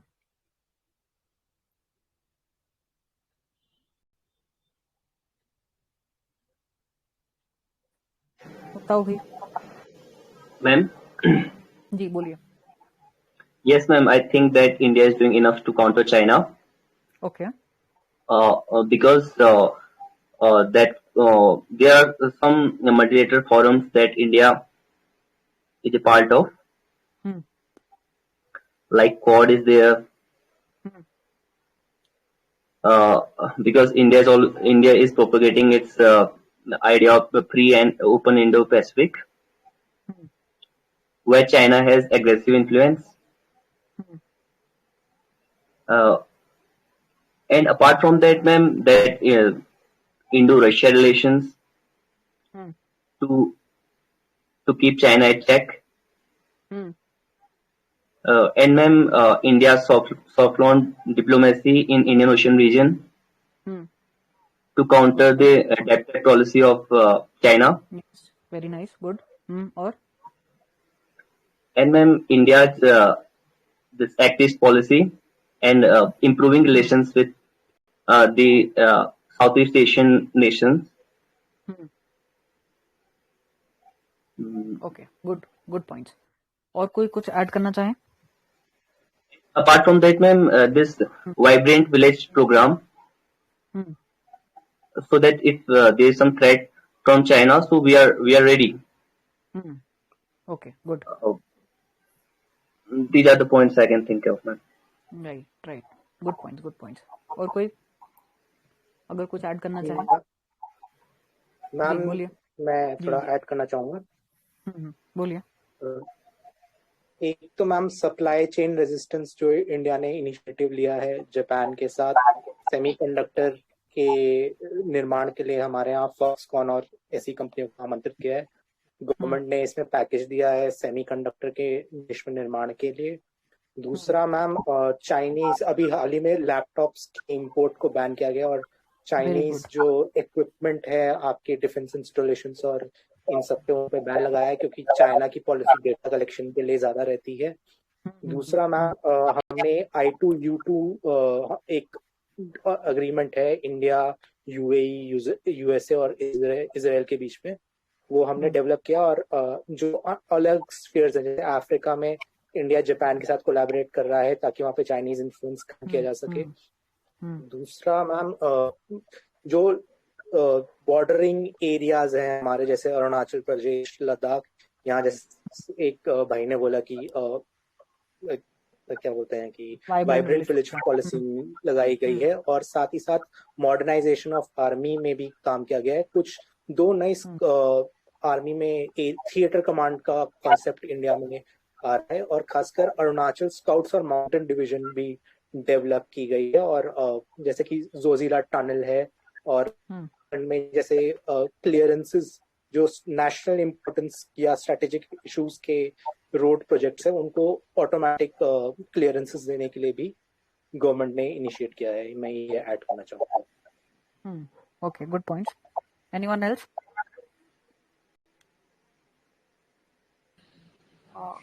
Ma'am, I would like to add some few points.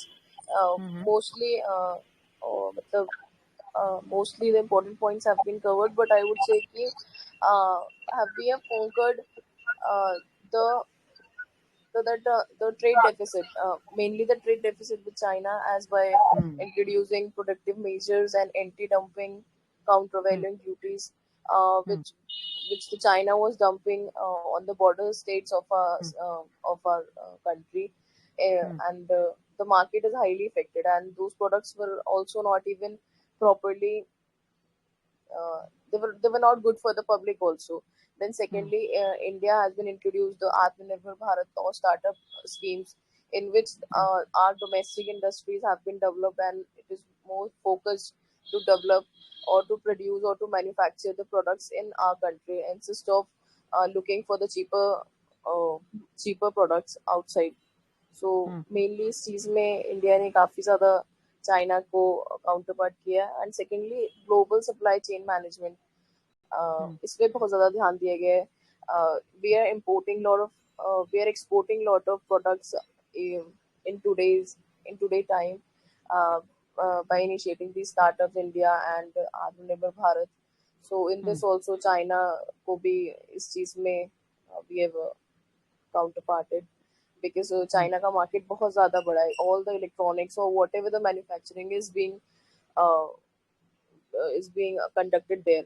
But as we see now, the government is also initiating to make the hub for the manufacturing. Before, like for an example, it's very recent that iPhone used to assemble in China, but right now the Tata company has got the responsibility in India. It will be assembled, so the iPhone rates will also be like थोड़ा cheap रहेगा. तो अगर हमारे मतलब उसमें manufacturing बढ़ रही है तो हम डिपेंडेंसी खत्म हो रही है at a global level. Yes, I think this.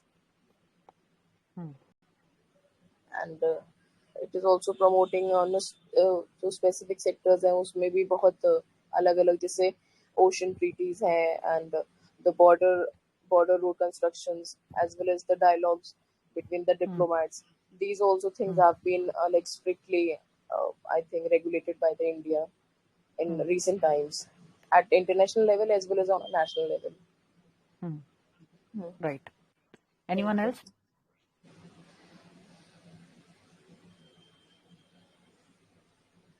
और कोई कुछ ऐड करना चाहें अगर?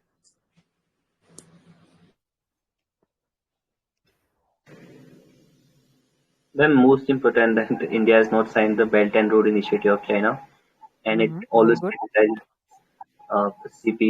CPEC program of China because it hampers the sovereignty of India.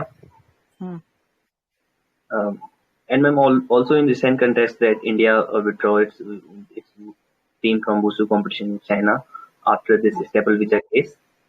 That India is giving a strong message that it is not going to tolerate any such action. Okay. Anyone else? या आपको कोई और point add करना है तो आप बोलो.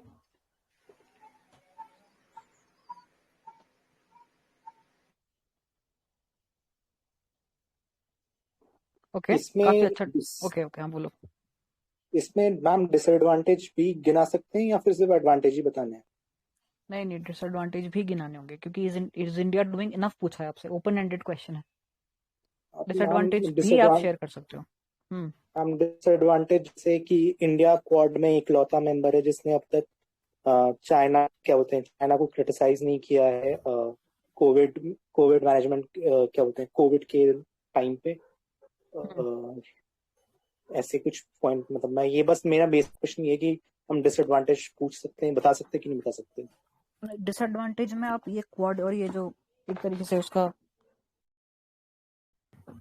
ये जो आपने अभी मेंशन किया है इसको एक तरीके से इतना कुछ लगता नहीं है कि ये चीज मेंशन करनी चाहिए बिकॉज ठीक है क्वाड के मेंबर्स बाकी जो मेंबर्स उन्होंने किया बट यहाँ पर ये कि is India doing enough to counter China right.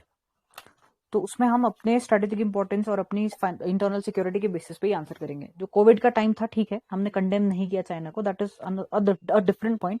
But इस पे इतना ज्यादा कॉन्क्रीट लग नहीं रही है आपकी ये जो बात है कि हमने उनको कंडेम नहीं किया. या इसको जैसे शिंगजियांग में जो उनके ह्यूमन राइट्स के इश्यूज हैं उनको हम उठाते नहीं है जबकि चाइना ब्लेटेंटली जो है हाफिज सईद इन सबको डिफेंड करता. तो मैं इस प्रकार से मतलब मैं बस ये पूछना चाह रहा हूँ. वैसे तो इस क्वेश्चन का मेन जो मेरा एम था पूछने का वो ये था कि क्या इंडिया कर रहा है बहुत कुछ अपनी मतलब इंटरनल सिक्योरिटी के बेसिस पे या अपने इंटरेस्ट्स को मद्देनजर रखते हुए. बट हाँ ये पॉइंट अगर आपको लगता है तो आप मेंशन कर सकते हो. Okay ma'am. Okay. Anyone else? तो देखो भाई काफी अच्छा डिस्कशन हो गया इस पे. तो बहुत बढ़िया बढ़िया पॉइंट्स आए आप लोगों की तरफ से. एंड जो 3-4 चीजें हैं वो ये है कि चाइना की जो अग्रेसिव पॉलिसी है उसको रोकने का या उसको काउंटर करने का सबसे इंपॉर्टेंट जो तरीका है हमारे पास वो है इकोनॉमिक, जिसमें भी रिसेंटली बैन हुआ है जैसे लैपटॉप्स बैन हुए. उसके अलावा धीरे धीरे चाइनीज कितनी सारी वेबसाइट्स होती हैं वो भी धीरे मतलब पहले हुई हैं ब्लॉक. ठीक है. तो एक तरीके से हमें वार करना है उसकी इकोनॉमी पे.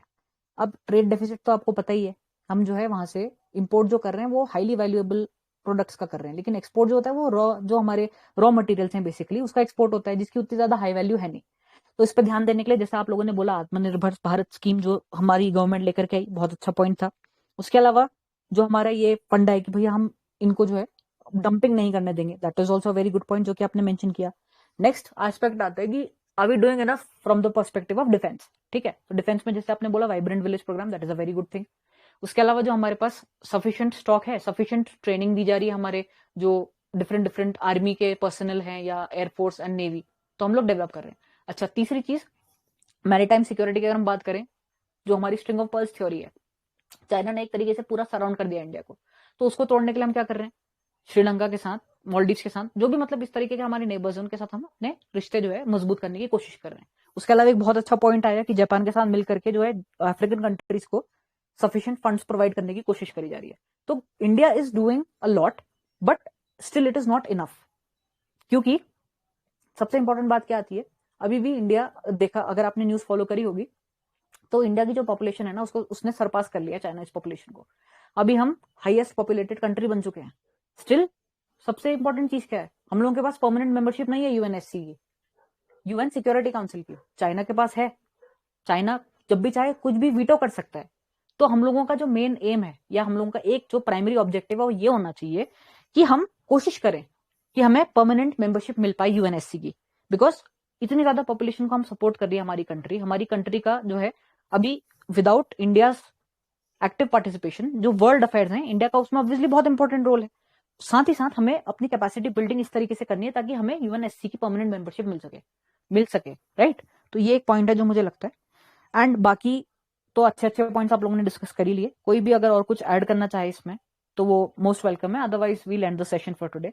अगर आपको कुछ लगता है कोई चीज ऐड हो सकती है तो आप अपने पॉइंट्स रख सकते हैं। हाँ, एक और चीज इसमें रह गई कि इंडिया ने क्या किया है कि ह्यूमैनिटेरियन एड भी प्रोवाइड किया। जैसे कोविड के टाइम पे जितने आसपास के नेशंस थे, इवन अफगानिस्तान को भी जब जरूरत थी तो हमने ह्यूमैनिटेरियन एड प्रोवाइड करी।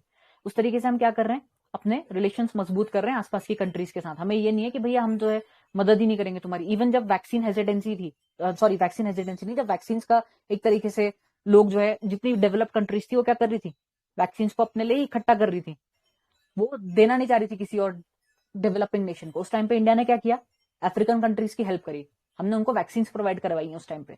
तो ये जो जरूरत के टाइम पे हम लोगों ने उनकी मदद करी है, इससे एक तरीके से पॉजिटिव इंपैक्ट पड़ा है इंडिया का जो एक इमेज है वो अच्छी गई है। इससे क्या होगा, इवेंचुअली हमें यूएनएससी की परमानेंट मेंबरशिप मिलने में फायदा होगा और हम चाइना को काउंटर कर पाएंगे। क्योंकि देखो मल्टी लैटरल जो हमारे इस तरीके के ऑर्गेनाइजेशंस होते हैं, जैसे यूएन का जो हमारा, ऑल्दो अभी यूएन इतना ज्यादा इंपॉर्टेंस है नहीं, that is a different question, but still UNSC की मेंबरशिप बहुत ज्यादा जरूरी है इंडिया के लिए। अदरवाइज वीटो हो जाना है, कई सारी चीजों में हम लोग उस वजह से रह जाते हैं पीछे। हमें किसके सपोर्ट की जरूरत पड़ती है, हम लोग ये कहते हैं नहीं भैया रशिया हमारी तरफ से वीटो कर देगा, लेकिन कोई भरोसा नहीं है ना इंटरनेशनल रिलेशंस में। हो सकता है आज हमारे संबंध मधुर हो, लेकिन कल को हो सकता है हमारे प्रॉब्लम्स हो जाए क्रिएट। तो ऐसे किसी पे डिपेंडेंट नहीं हो सकता, इसलिए अपने आप को इतना हमें उस लेवल तक पहुंचाना है कि हमें यूएनएससी की परमानेंट मेंबरशिप मिल सके, तो हम अच्छी तरीके से चाइना को काउंटर कर पाएंगे। और बाकी जो है इकोनॉमिक डेवलपमेंट एंड एवरीथिंग वो तो है ही है राइट। तो एनीवन एल्स, कोई अगर कुछ कहना चाहे, कुछ ऐड करना चाहे, कोई अगर कुछ भी टॉपिक जो आज डिस्कस हुआ उस पर कुछ भी कहना चाहे तो यू आर मोस्ट वेलकम।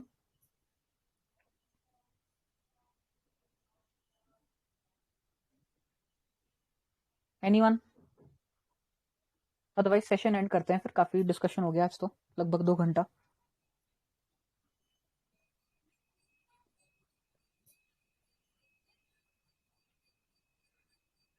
चलो आई थिंक हो ही गया है, काफी अच्छा खासा डिस्कशन। एंड करते हैं फिर session. Everyone very very good evening to all of you and take care. Preparation करते रहो right. Good evening ma'am. Okay, good evening, bye bye everyone.